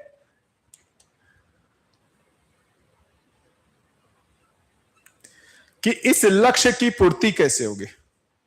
मानव लक्ष्य, दो ही तो कार्यक्रम है ना। मेरा लक्ष्य क्या है और इस लक्ष्य की पूर्ति कैसे होगी? काम खत्म। मानव लक्ष्य की पूर्ति कैसे होगी? अब यहां पर दिमाग लगाना पड़ेगा। पहला तो टारगेट हमने कर लिया कि मानव लक्ष्य क्या है? निरंतर सुख। इसमें तो सभी सहमत हो गए। अब हम इस चीज पे चर्चा करते हैं कि ये जो लक्ष्य है इसकी पूर्ति कैसे होगी। इसकी पूर्ति कैसे होगी? अभी जैसे अनेकों तरीके से इसको पूरा करने का लोग प्रयास कर रहे हैं, अनेकों तरीके से लोग पूरा करने का प्रयास कर रहे हैं। तो जैसे अभी हर्ष ने शेयर किया था ना अपनी जिंदगी को, कि भाई जब तक थे क्लास 10th में अच्छे मार्क्स लेते आओ सुखी हो जाओगे, 10th के बाद 11th 12th में अच्छे मार्क्स लेते आओ सुखी हो जाओगे, फिर उसके बाद कॉलेज चले जाओ सुखी हो जाओगे। बस कॉलेज चले गए, उसके बाद नौकरी मिल जाएगी तो सुखी हो जाओगे, नौकरी मिल गया, और उसके बाद जब 1 लाख की जॉब लगी तो फिर 2 लाख की जॉब मिल जाए तो सुखी हो जाएंगे, 2 लाख की जॉब मिल गई तो 4 लाख की जॉब मिल जाए तो सुखी हो जाएंगे, 4 लाख की जॉब मिल गई तो 10 लाख की जॉब मिल जाए तो सुखी हो जाएंगे। ऐसा ही है ना? ऐसा ही है ना? तो अभी है क्या, हम कोई भी चीज सोचते हैं हम इसको प्राप्त कर लेंगे, इन चीजों को हम प्राप्त कर लेंगे तो हम सुखी हो जाएंगे। जहां सिंपल सा, मैं कॉलेज में जब था, तो कॉलेज में जब मैं बीटेक कर रहा था उस समय लोगों का था 1.5 2 लाख 2.5 लाख कल यदि बन गया, जॉब लग गई तो मजा आ जाएगा, और लग भी गई, लग भी गई। मेरे स्टूडेंट्स, मैं आईआईटी की तैयारी भी करवाता हूं, है ना, और पिछले ही साल अच्छी जॉब लगी, अच्छा पैकेज भी मिला, 3-4 महीने के बाद ही उसका सारा खत्म हो गया। बोला सर एकदम जिंदगी बोरिंग है, रोज जाओ वही काम करके वही आओ, ऐसा लगता है क्या जिंदगी जी रहे हैं। मैंने कहा यार पहले महीने सैलरी मिली थी तो कितना खुश था, 5 महीने में ही साल जो है उससे अब सुख नहीं मिल रहा। पहले महीने 2 लाख आया था, क्या खुश था, और 5-6 महीने में ये बोल रहा है कि सर ये जिंदगी कैसी है,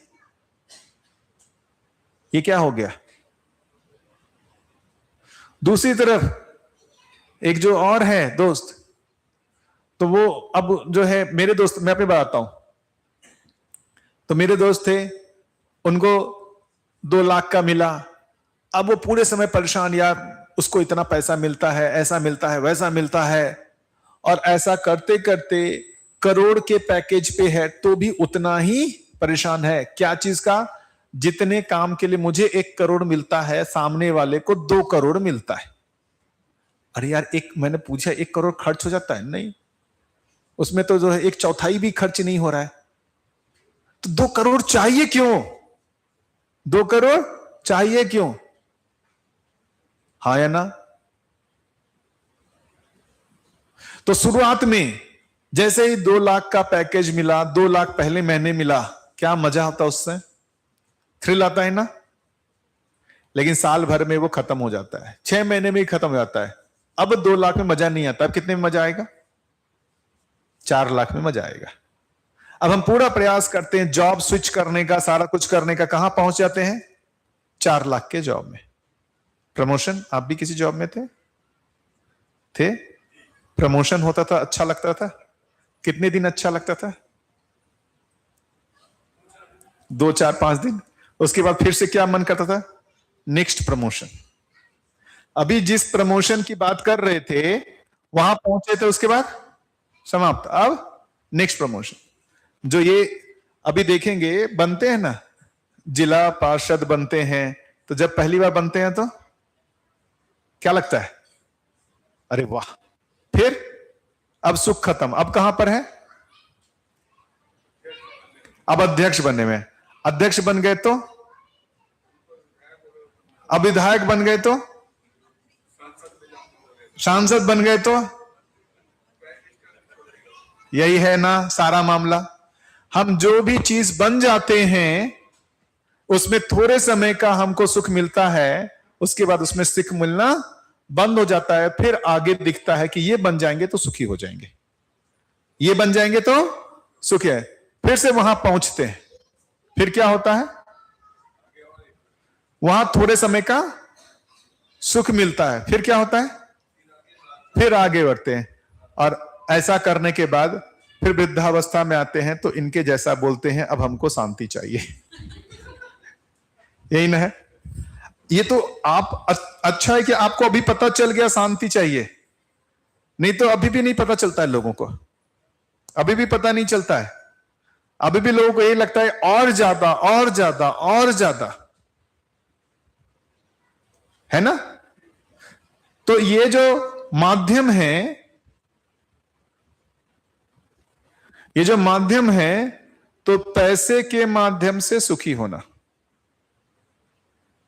पैसे के माध्यम से सुखी होना,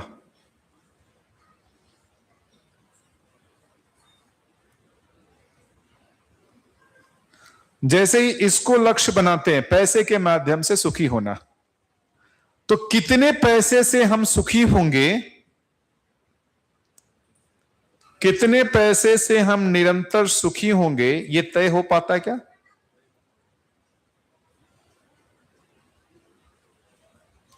कितने पैसे से हम निरंतर सुखी होंगे,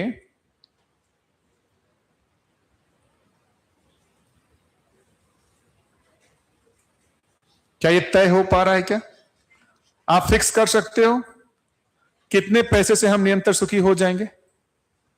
कुछ एक टारगेट, 1 करोड़, 2 करोड़, 10 करोड़, 20 करोड़, कुछ एक टारगेट नहीं।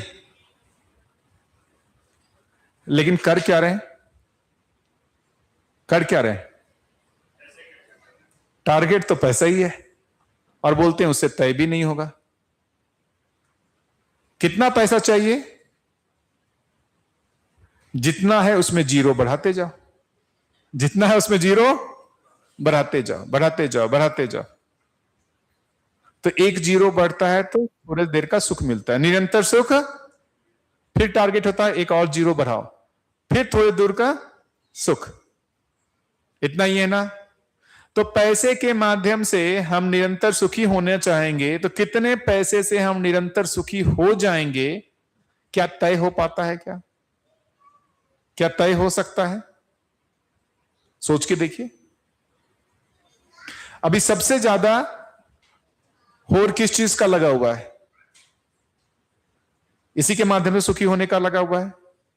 और कितने पैसे से हम निरंतर सुखी हो सकते हैं, इसका कुछ पता है? आप लोगों ने तो बड़ी जिंदगी देख ली होगी। जब पहली सैलरी स्टार्ट की होगी वो कितना था? 500 रुपया। और जब छोड़ा 1,80,000। 500 में संतुष्टि नहीं हुई होगी, 1,80 में भी संतुष्टि नहीं रहती होगी। क्या लगता है, सही बोल रहा हूं या गलत? 1,80 की जगह 2,80 हो जाता, 3,80 भी हो जाता तो भी संतुष्टि नहीं होती, तो भी संतुष्टि नहीं होती। मेरे को तो कई बार लगता है कि यार कोई बोलता है कि ना ये 5,000 करोड़ है, 10,000 करोड़, हमें कहा इतना पैसा का करता क्या होगा यार? मतलब कितना खर्च करेगा? देखो इसको, इतना पैसा खर्च कर पाओगे? कितना खर्च कर पाओगे बताओ? कुछ अनुमान? कितना पैसा मिल जाए तो तुम्हारा जिंदगी निरंतर सुखी हो जाएगा? कितना पैसा? कुछ अनुमान सोचो थोड़ा सा। 10 करोड़ में वो पूरे टारगेट है। 10 करोड़, 10 करोड़ का एफडी में रख देंगे तो 7%, 70 लाख, 12, 6 लाख रुपए महीना हो जाएगा, यही ना? 6 लाख रुपए महीने में हो जाएगा पक्का? 10 करोड़ में निरंतर सुखी हो जाओगे? अनुमान तो लगता ही है, कोई गलत नहीं है। देखिए, हमको अनुमान लगता है कि 10 करोड़ हो जाएगा तो हम निरंतर सुखी हो जाएंगे। अब ये अनुमान कब पता चलेगा सुखी हुए कि नहीं हुए? जब 10 करोड़ होगा तब। लेकिन जैसे ही 10 करोड़ होगा फिर वो बदल जाएगा, बोलेगा 10 करोड़ में नहीं हुआ है, 50 करोड़ में होगा। फिर क्या होगा? फिर कैसे पता चलेगा 50 करोड़ में सुख होगा कि नहीं होगा? जब 50 करोड़ पहुंचेंगे तब। मान लेते हैं 50 करोड़ में पहुंच गए तो फिर क्या होगा? नेक्स्ट जीरो मान लेते हैं अब बनेगा कि 100 करोड़, 200 करोड़। उतने तक जिंदगी रही तो ठीक, नहीं तो निकल जाएंगे और बेटे को दे के जाएंगे। 200 करोड़ बना लोगे तुम सुखी हो जाओगे, 200 करोड़ बना लोगे तो सुखी हो जाओगे। बेटा 200 करोड़ बना लेगा और वो जाते समय अपने बेटे को देके जाएगा। 500 करोड़ बना लोगे तो सुखी हो जाओगे। अपने बेटे को क्या देके जाएगा? 200 करोड़। बोलेगा तुम 500 करोड़ इसको बना लोगे तो सुखी हो जाओगे। उसका बेटा 500 करोड़ बना लेगा, फिर वो क्या बोलेगा? यार देखो हम तो सुखी नहीं हुए, यदि तुम 5,000 करोड़ बना लोगे तो तुम सुखी हो जाओगे। यही चल रहा है कि नहीं चल रहा है? हमको जितना मिलता है हम अपने बच्चे को बोलते हैं तुम उससे ज्यादा कमाने लायक तुमको मैं बना दिया हूं, मैं तो निरंतर सुखी नहीं हो पाया, तुम निरंतर सुखी हो जाओगे। अभी तो इतना पैसा बोलते हैं, मेरे को तो विश्वास ही नहीं था इतना पैसा आदमी खर्च कैसे करेगा। 1 लाख करोड़, 1 लाख करोड़ कुछ ऐसा है ना पैसा कि इससे ज्यादा है? इससे ज्यादा है 1 लाख करोड़। 1 लाख करोड़ का वो देखो उसमें डाल दो बैंक में, बैंक पागल हो जाएगा, यार इतना पैसा मैं नहीं संभाल पाऊंगा। क्या लगता है, क्या लगता है, क्या हम पैसे को बढ़ा करके हम निरंतर सुखी हो सकते हैं? लेकिन चाहते वही है, चाहते वही है। देखिए ये तर्क कह रहा है, मेरा लॉजिक क्या कह रहा है? मेरा लॉजिक क्या कह रहा है कि नहीं होगा? इमोशन क्या कह रहा है? होगा। तर्क कह रहा है कि, इमोशन क्या कह रहा है? होगा। दोनों नींद तो नहीं आ रही है दोनों को? ऐसे बढ़िया सहेली ढूंढी हो, दोनों जो है अच्छा जो है, खुद भी सो रही है उसको भी सुला रही हो। बढ़िया है। सोने में सुख है कि नहीं? निद्रा में सुख है कि नहीं? है ना?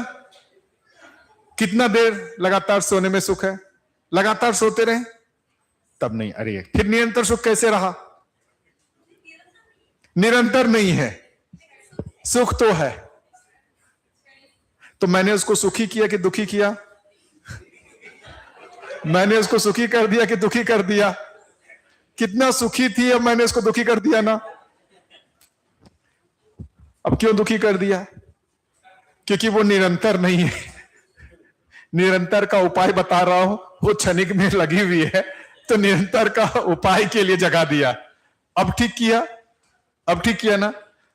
निरंतर का उपाय बता रहा हूं और क्षणिक में जा रही है, तो क्या किया? ठीक किया ना? उठा दिया। तो ये देखा जाए कि जिन भी माध्यमों से हम सुखी होने का प्रयास कर रहे हैं, ऐसा कौन सा माध्यम दिखता है जिससे हम सुखी हो सकते हैं? जब पैसे से मन भर जाता है तो हम इधर भगवत भक्ति की तरफ जाते हैं। पैसा बहुत हुआ तो कहां? भक्ति मार्ग में चलते हैं। वहां पर भी जाप करके ईश्वर को प्रसन्न करके सुखी हो जाएंगे, ऐसा है।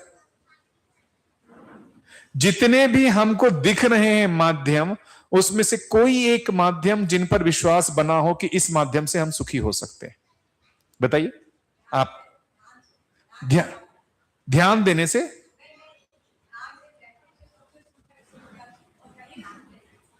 ध्यान में बैठते तो हैं मदद जी, लेकिन क्या करें, ध्यान में बैठते हैं ना, सबसे ज्यादा परेशानी आती है। उसका लगता है आंख खोल दो। जैसे ही ध्यान में बैठते हैं ना, इतनी चिंता आने लगती है, अरे यार कल खाएंगे कैसे, वो पैसा नहीं आया, ये नहीं आया, वो नहीं आया।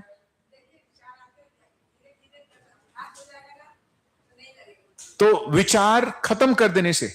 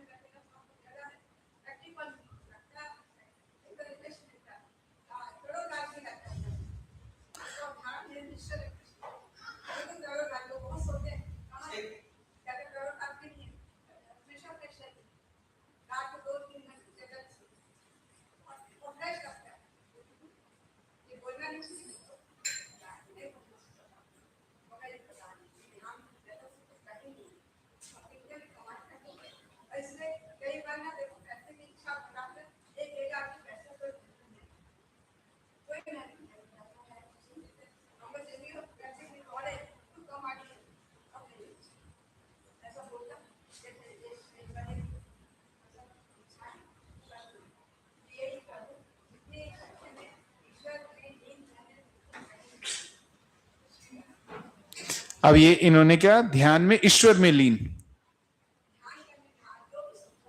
ध्यान करेंगे, क्या चीज का ध्यान करें?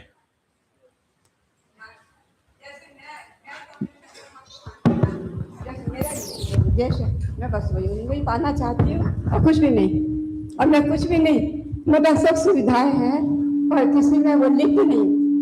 बस अपना मेरे को अकेले शांत, मैं जैसे मेरा शांत हाउस है, मैं अकेली रह जाती हूँ। सब बोलते अकेली कैसे रह लेती है। मैं प्रकृति को देखती हूँ, 2-2 घंटे 3-3 घंटे से बैठ जाती हूँ। मेरे को अकेले रहना बहुत अच्छा लगता। सुबह जाती हूँ, रात को आती हूँ वापस, बहुत अच्छा लगता। कोई बोल, पूरा काम करती है अपने घर का, अपने कपड़े धोना, सब सुविधाएं पर मैं खुद अपना काम करती हूँ, खाना बनाना सब कुछ करती हूँ। पर मेरे को ना वहीं अच्छा लगता है, प्रकृति से जुड़ना। जितना प्रकृति से जुड़ोगे उतना आपको शांत जीवन मिलेगा। ये मैंने जो अभी पाया है, अभी 1-2 वर्ष का नहीं, मेरे बहुत सालों के लिए ये तपस्या है। अब जब आप आगे सिखाएंगे ध्यान क्या है, जब देखेंगे, पहले तो मन नहीं लगता, मालूम है, क्योंकि मन क्या, मन के गुलाम है। अब एक ऐसी अवस्था थी, मन आपको गुलाम हो जाएगा। जब मन को अपने गुलाम कर लोगे ना, मन बोलेगा सो जाओ, बहुत अच्छा लग रहा है, पर आपको मन को गुलाम होना नहीं, उठना है, मेरे को जाना है, मेरे को ये करना है, मेरे को सोना नहीं है। तो देखो, मन की बातें नहीं मानेंगे ना तो ज्यादा सुखी रहेंगे। ये कहना कुछ एक ये ध्यान देने से सुखी होते हैं। अरे तो फिर इसका क्या उपाय? अब इन्होंने कहा ध्यान में सुखी हैं, लेकिन ध्यान से जैसे ही आते हैं बाहर फिर दुखी होते हैं। अब क्या उपाय है? फिर ध्यान कर लो। फिर ध्यान कर लो, लेकिन बीच बीच में ध्यान तो टूटेगा, तो दुखी होंगे।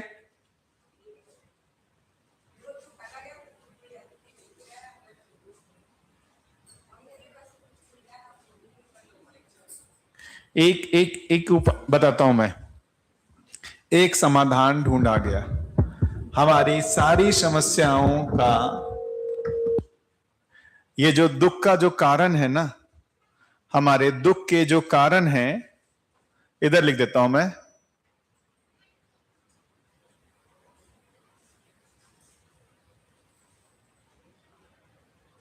दुख का कारण क्या गया? मेरी कुछ इच्छाएं हैं, मेरे कुछ विचार हैं, मेरी कुछ आशा है। इसको खत्म कर देना, इसको खत्म कर देना। अपनी इच्छा विचार आशा को खत्म कर दो, दुख खत्म। ध्यान जो आप बोल रहे हैं वो ध्यान क्या चीज के लिए? अपने आप को खत्म कर दो। इसको समझाता हूं मैं। कितने बजे तक है अपना सेशन? 4:30 तक है। अभी एक चीज देखें, 2 तरीके से आदमी सुसाइड करने की कोशिश करता है। सुसाइड होता है ना, सुसाइड का मतलब आत्महत्या। आत्महत्या आदमी क्यों करता है? आत्महत्या आदमी क्यों करता है? दुखों से मुक्ति के लिए। सिंपल सी बात है। आत्महत्या क्यों करता है आदमी? दुख से मुक्ति के लिए ही आत्महत्या करता है। क्या सुख से मुक्ति के लिए करता है या दुख से मुक्ति के लिए? जिस दुख को वो अब और ज्यादा बर्दाश्त नहीं कर पा रहा है, उसके लिए वो क्या कर लेता है? क्यों करता है आत्महत्या? क्योंकि मेरा दुख इसलिए है क्योंकि मैं हूं। जब मैं हूं ही नहीं तो मेरा दुख कहां से होगा? हाँ या ना? अरे ये मोबाइल जो है ये कुछ गड़बड़ कर रहा है। ये तब तक है जब तक आप मोबाइल कास्टेड तक मोबाइल को पटक करके तोड़ दो, खत्म कर दो। क्या वो गड़बड़ करेगा? गड़बड़ी तब तक है जब तक वो चीज एग्जिस्ट करती है। तो मेरा दुख तब तक है जब तक मैं एग्जिस्ट करता हूं। मैंने अपने आप को मार दिया तो मेरा दुख कहां रहा? हाँ है ना? और यदि मेरी ये मान्यता है कि मैं शरीर हूं, मैं शरीर हूं, मैंने अपने शरीर को मार दिया तो मेरा दुख खत्म हो जाएगा। मैंने अपने शरीर को मार दिया तो मेरा दुख खत्म हो जाएगा। तो मैं क्या करूंगा? अपने शरीर को मार दूंगा। सामने एक उदाहरण बैठे हुए हैं हर्ष, जिन्होंने यह प्रयास किया हुआ है। क्यों हर्ष? क्या सुखी होकर के आत्महत्या करने का प्रयास किए थे या दुखी होकर के? दुख से मुक्ति पाने के लिए ही तो किए थे ना। दुख से मुक्ति पाने के लिए आत्महत्या का प्रयास किया। तो जो ये मानते हैं कि मेरा दुख मेरे होने से है और मेरा होना मेरे शरीर से है, मेरा शरीर खत्म, मेरा होना खत्म, मेरा होना खत्म, मेरा दुख खत्म। अब किन्हीं को लग गया कि यार मैं तो शरीर से अलग हूं। मारा तो किसको मारा? शरीर को। मेरी मृत्यु तो हुई नहीं, मेरी मृत्यु तो हुई नहीं, मेरी मृत्यु तो हुई नहीं। शरीर को मारने के बाद भी मैं जिंदा हूं। ऐसा लगा कि मार दिया मैंने अपने आप को, लेकिन मैंने अपने शरीर को मारा, मैं तो मरा नहीं। अब और झंझट, बहुत बड़ी झंझट है ना, बहुत बड़ी झंझट है। अब उसके बाद क्या उपाय है? अब जीवन रूप में भी मार डालो, जीवन रूप में भी अपना अस्तित्व खत्म कर दो।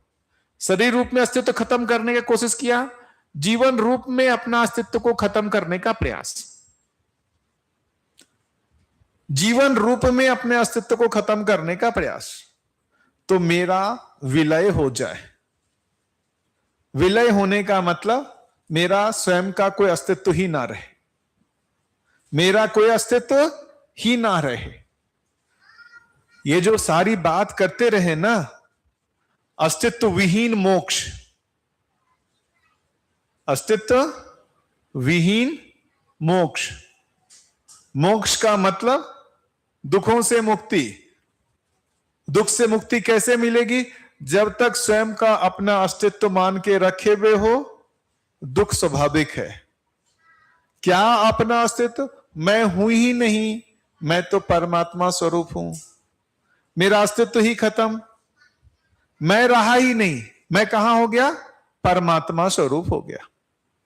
तो मेरा स्वयं का अस्तित्व ही नहीं है।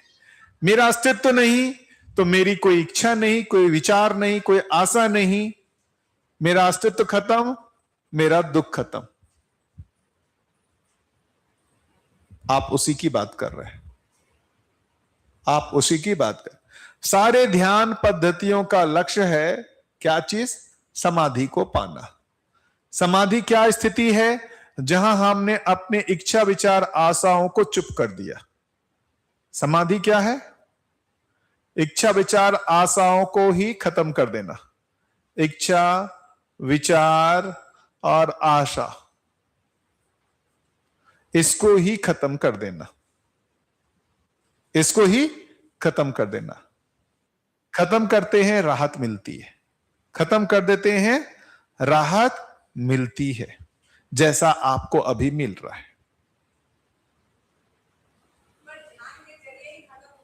बिल्कुल। तो ये जो मैं बोल रहा हूं, फिर अब आप ये बताइए, मानव लक्ष्य निरंतर सुखी होना है या दुखों से मुक्त होना है? फिर से माता जी ने अच्छा जो है एक मुद्दा खोल दिया है, अब इस पे हम बात कर लेते हैं। एक ये भी चीज होता है, मेरा लक्ष्य निरंतर सुखी होना नहीं है, मेरा लक्ष्य जो है मैं निरंतर दुखों से मुक्त स्थिति में आ जाऊं।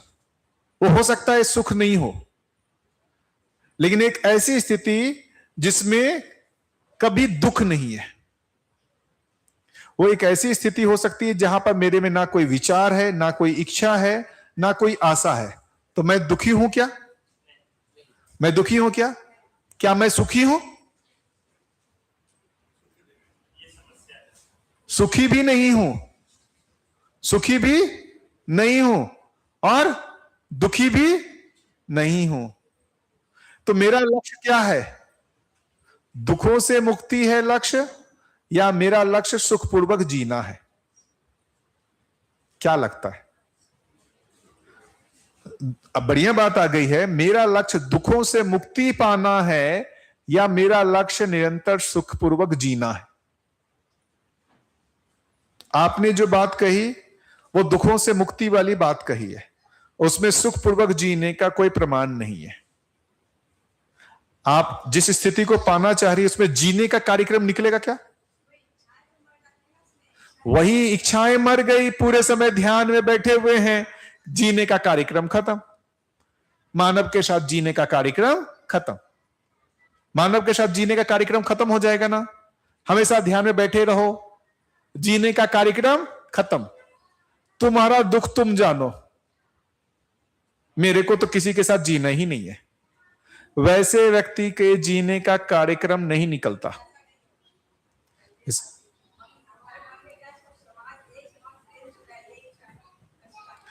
क्या क्या हमारे मेरा मतलब ये है कि हमारा जो समाज है तो प्रेम से, जैसे परिवार, जैसे एक परिवार रहता है ना, पूरा विश्व एक हो जाए तो समस्या ही खत्म हो जाएगी। कितना प्रेममय जीवन रहेगा वो, ये विचार है। ऐसा नहीं है किसी से कोई तकलीफ नहीं, कोई प्रेम भाव नहीं, ऐसी बात नहीं है।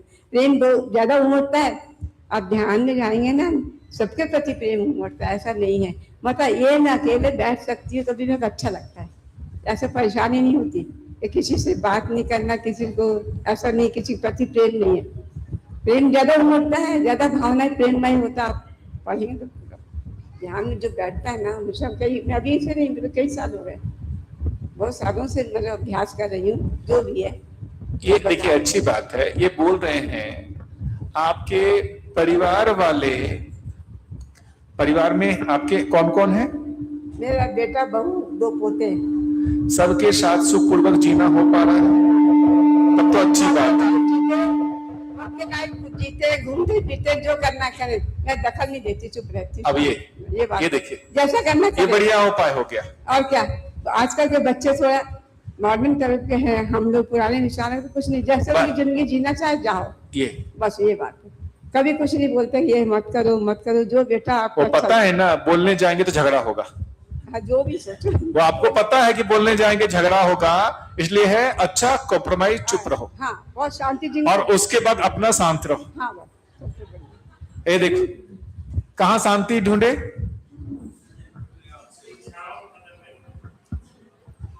अच्छा, क्या वो ठीक जिंदगी जी रहे हैं?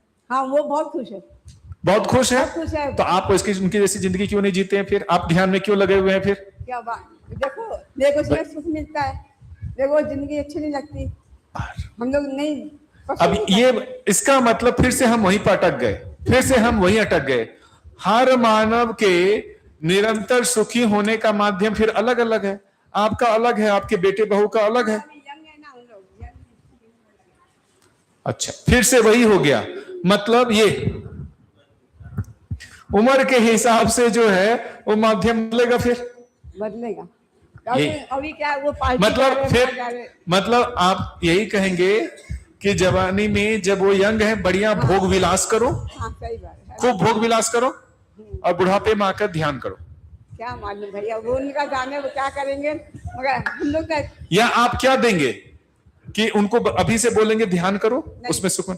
देखेंगे ना, बोलने से कोई ध्यान नहीं करता, तो अपने आप आती इच्छा है, बोलने से नहीं, बोलने से ये मास्टर जी क्यों नहीं बैठते, 5 मिनट भी नहीं बैठते, पूरा दिन मोबाइल देखते। मैं मोबाइल देखना पसंद नहीं करती, इसलिए वही भाई देखिए, चीजों को हमको समझ, देखिए बात आप अच्छी बात बोल रही हैं, मैं भी भाई देखिए, अभी हम सब क्या कर रहे हैं ना, इन्हीं चीजों को।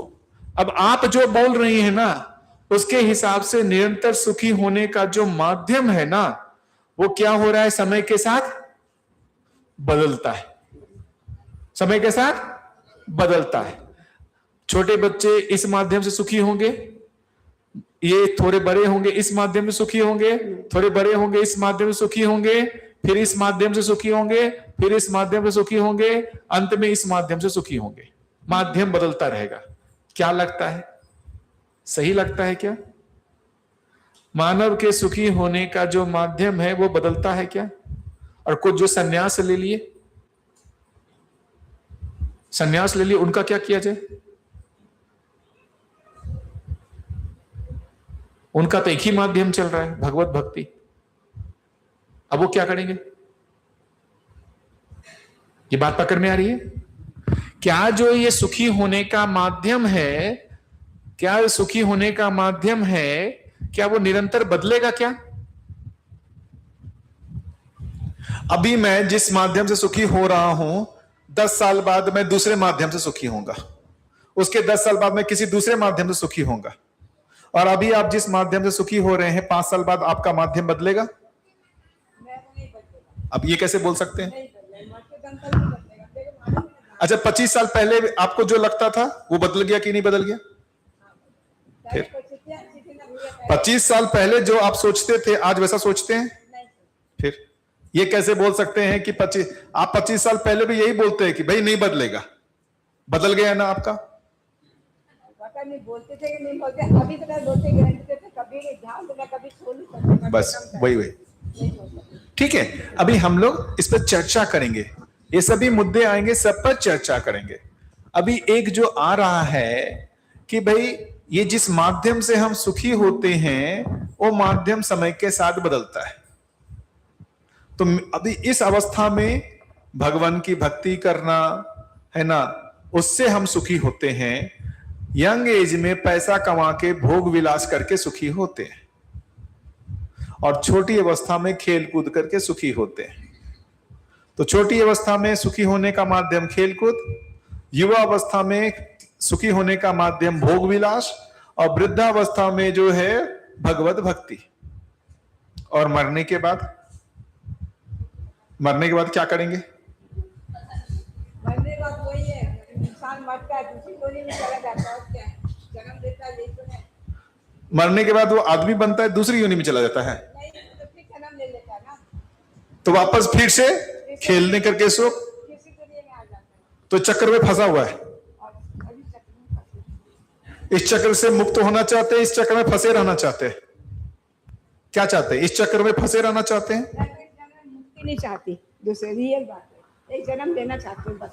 वो जन्म लेके वापस फिर से फिर चाहेंगे मुक्ति। इस जन्म में तो मेरी भगवान को मुक्ति नहीं मिलना चाहिए, इस जन्म अगले जन्म लेके कुछ, जैसे मैंने अभी हमारा उद्देश्य किया, कुछ कर नहीं पाए देश के लिए, अगले जन्म देश के लिए कुछ करें, फिर मदद, फिर मेरा जो उद्देश्य यही है। नहीं, देश के लिए क्या करेंगे? देश के लिए तो बढ़िया सब कर ही रहे हैं आपके हिसाब से। भाई भोग विलास करके युवा अवस्था में होना चाहिए, संसार भोग विलास के लिए वस्तु दे रहा है। वो बात हम तो पहले भी साधन से अभी भी वैसे ही।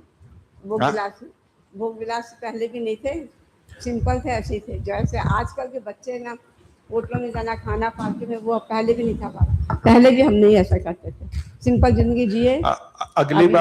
अगले जन्म आप लेंगे ना, अब आप वो नहीं रहेंगे, जेन जी रहेंगे। या कौन चल रहा है अभी? कौन सा है? जेन अल्फा। और उस समय तक हो सकता है आप जेन बीटा हो जाएगा। आप जन्म रहेंगे ना तो वो आप ये नहीं रहेंगे। नहीं, भोग विलास तो कभी नहीं रहेगा, और कभी नहीं रहेगा। आप मोबाइल नहीं देखते हैं ना? नहीं देखते। अगले जन्म लेंगे पूरा मोबाइल के साथ ही पैदा होंगे, पूरे समय मोबाइल। बिल्कुल नहीं, जैसी सोचोगे वैसी जोड़ी मिलती है। उसका रीजन बता रहा हूं मैं। रीजन देखिए, हम जिस समय जन्म लिए हैं ना, उस समय की स्थितियां अलग थी, अब स्थितियां बदल रही हैं। अब अगला शरीर यात्रा जो होगा ना, उस समय वातावरण कैसा रहेगा और उसके अनुसार चीजें कैसी होंगी। मेरी बेटी वो व्हाट्सएप पे कुछ जे है ना उनके उस पे वो क्या क्या चीज वो होता है मुझे नहीं पता, उसको पता है सारा चीज। वो इतनी छोटी, इनके यहाँ उनकी भतीजी 3 साल की है ना, उसको जितना पता है क्या क्या होता है वो इन लोगों को भी नहीं पता है। इसलिए तो उसको नाम दे रहे हैं जेन अल्फा, जेन जेई, जेन अल्फा, जेन बीटा। इसलिए तो नाम दे रहे हैं कि जिन चीजों के साथ पैदा हो रहे हैं। आप जब थे उस समय अलग परिस्थितियां थी, अब परिस्थितियां बदल रही हैं। अभी के समय यदि कोई अवतार लेगा ना तो वो भी मोबाइल से ही काम चलेगा उनका। तो अब परिस्थितियां बदल रही हैं, परिस्थितियां बदल रही हैं। फिर से एक बढ़िया जो चीज है, क्या माध्यम है, जो क्या ऐसा माध्यम जो जिस माध्यम से हम निरंतर सुखी होंगे, जिस माध्यम से हम निरंतर सुखी होंगे, क्या वो माध्यम सार्वभौमिक सार्वकालिक होगा या वो सार्वभौमिक नहीं होगा, सबके लिए अलग अलग होगा और हर काल में अलग अलग होगा? क्या अनुमान लगता है? इस लक्ष्य की पूर्ति के लिए जो माध्यम होगा वो माध्यम सार्वभौमिक सार्वकालिक होगा, सार्वभौमिक होगा, सार्वकालिक होगा, या हर देश काल में अलग अलग होगा? क्या लगता है? अनुमान क्या लगता है? सार्वभौमिक सार्वकालिक होना चाहिए कि नहीं होना चाहिए, या बदलना चाहिए समय के साथ? समय के साथ बदलना चाहिए। आज से 1000 साल पहले का आदमी किसी अलग माध्यम से सुखी हो रहा था और आज जो है अलग माध्यम से सुखी होगा। 1000 साल के बाद का आदमी अलग माध्यम से सुखी होगा। क्या लगता है? कुछ अनुमान लगता है? समय के साथ माध्यम बदले हैं और समय के साथ माध्यम बदलेंगे, तो आने वाले 1000 साल बाद मानव किस माध्यम से सुखी होगा वो हमें नहीं पता, तो माध्यम बदलेंगे निश्चित है। तो पहले तय करेंगे। एक मिनट, पहले हम माध्यम तय कर लें कि किस माध्यम से वो सुखी होगा, तब ना तय करें कि वो माध्यम बदलेगा कि नहीं बदलेगा।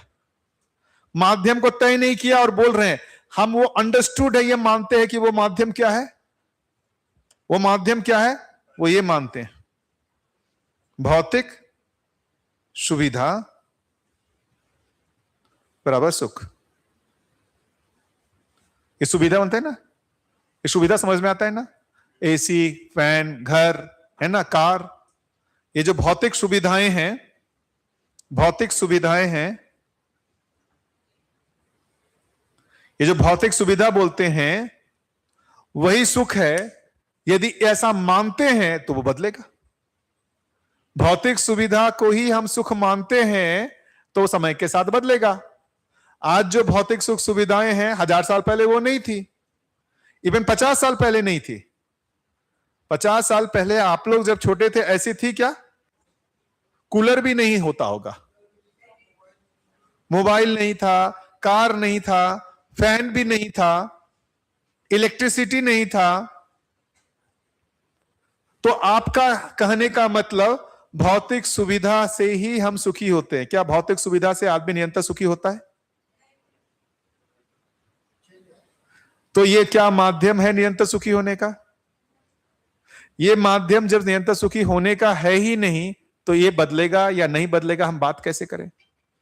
जो माध्यम है सही में निरंतर सुखी होने का, वो क्या है उसको ही हमको समझना पड़ेगा, तब हम तय करेंगे। अभी आपकी मान्यता में क्या है?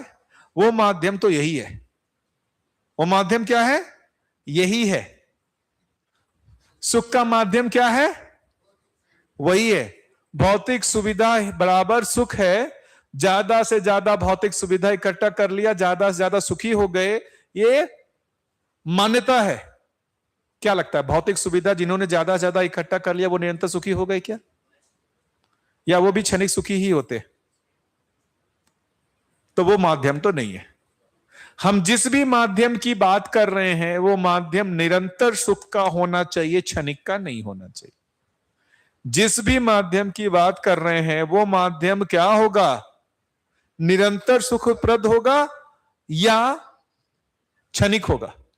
यदि क्षणिक है तो सम्मोहन है, वो माध्यम नहीं है उसका सुखी। क्या समझ में आ रही है मेरी बात? क्या ये समझ में आ रही है? वो कौन सा माध्यम है जिससे हम निरंतर सुखी हो सकते हैं? आप जिन भी माध्यमों को सोच रहे हो वो माध्यम जो है वो निरंतर सुख तो अभी भी नहीं दे रहा, तो 500 साल बाद कैसे देगा? क्या वो सुख निरंतर दे रहा है? अभी जितना भी भौतिक सुविधाएं आपने इकट्ठा कर ली उससे निरंतर सुखी हो पा रहे हैं? चलो आप नहीं हो पा रहे हैं, जिनके पास 500 करोड़ है वो सुखी हो पा रहे हैं क्या? चलो जिनके पास 500 करोड़ नहीं है, जिनके पास 5000 करोड़ है, क्या वो निरंतर सुखी हो पा रहे हैं?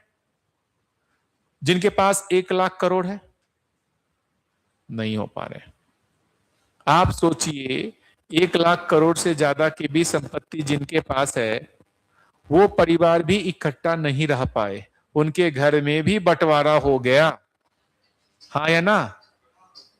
अंबानी जी के यहां भी बंटवारा हो गया, मतलब 1 लाख करोड़ उससे ज्यादा पैसा होने के बाद भी संबंध में सुखपूर्वक जीना नहीं बना। संबंध में सुखपूर्वक जीना बना? 1 लाख करोड़ रुपया आने के बाद भी संबंध में सुखपूर्वक जीना नहीं बना।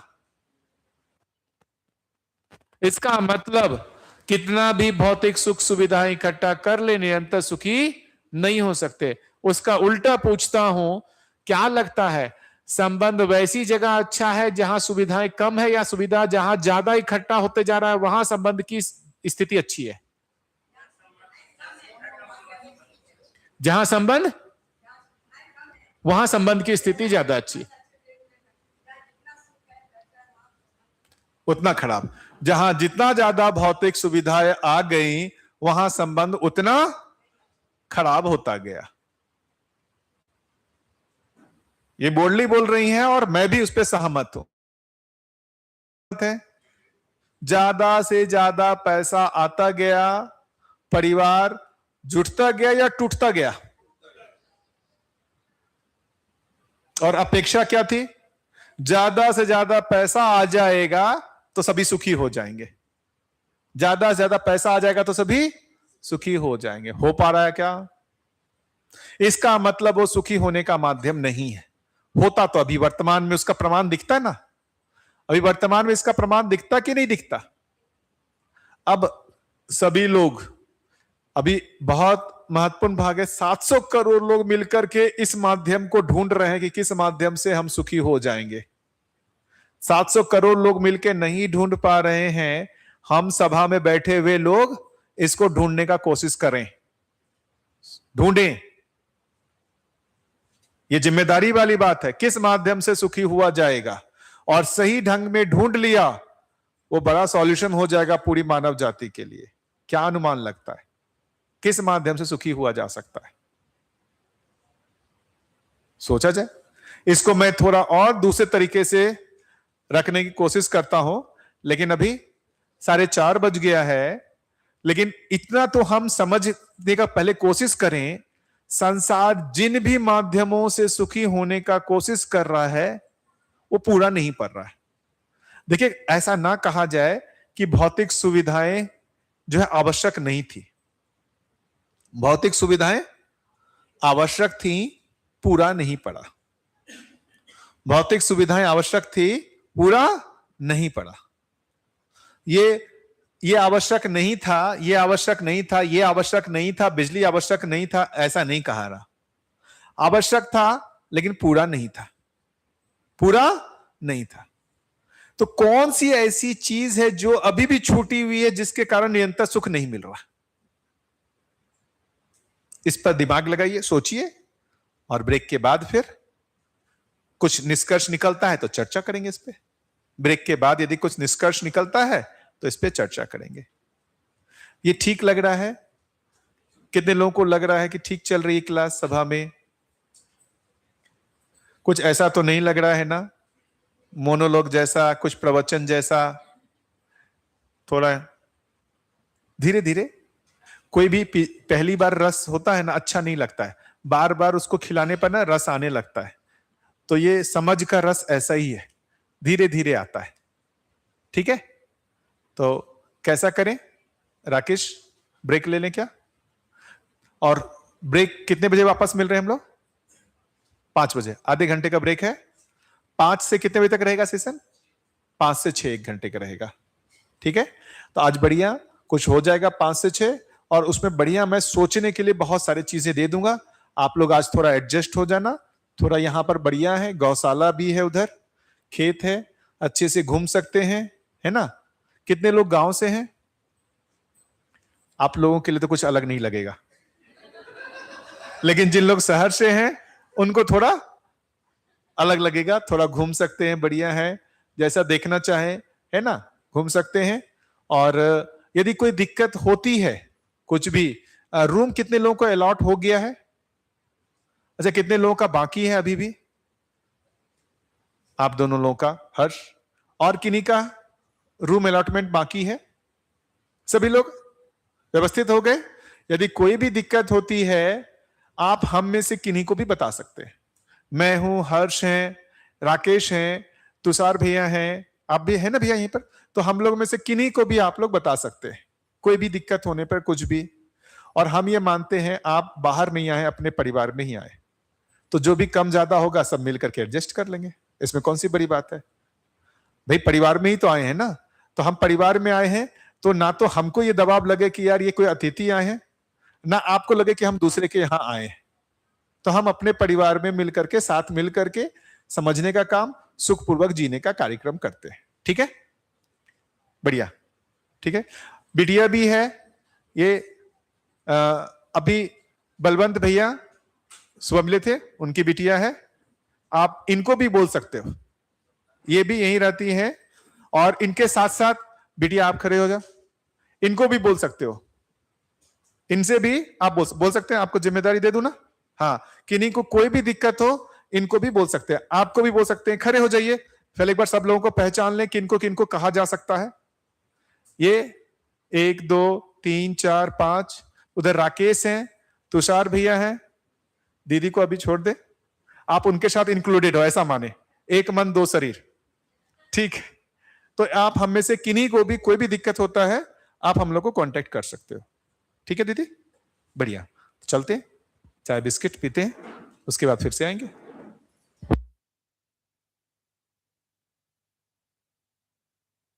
एक मिनट, एक सूचना है।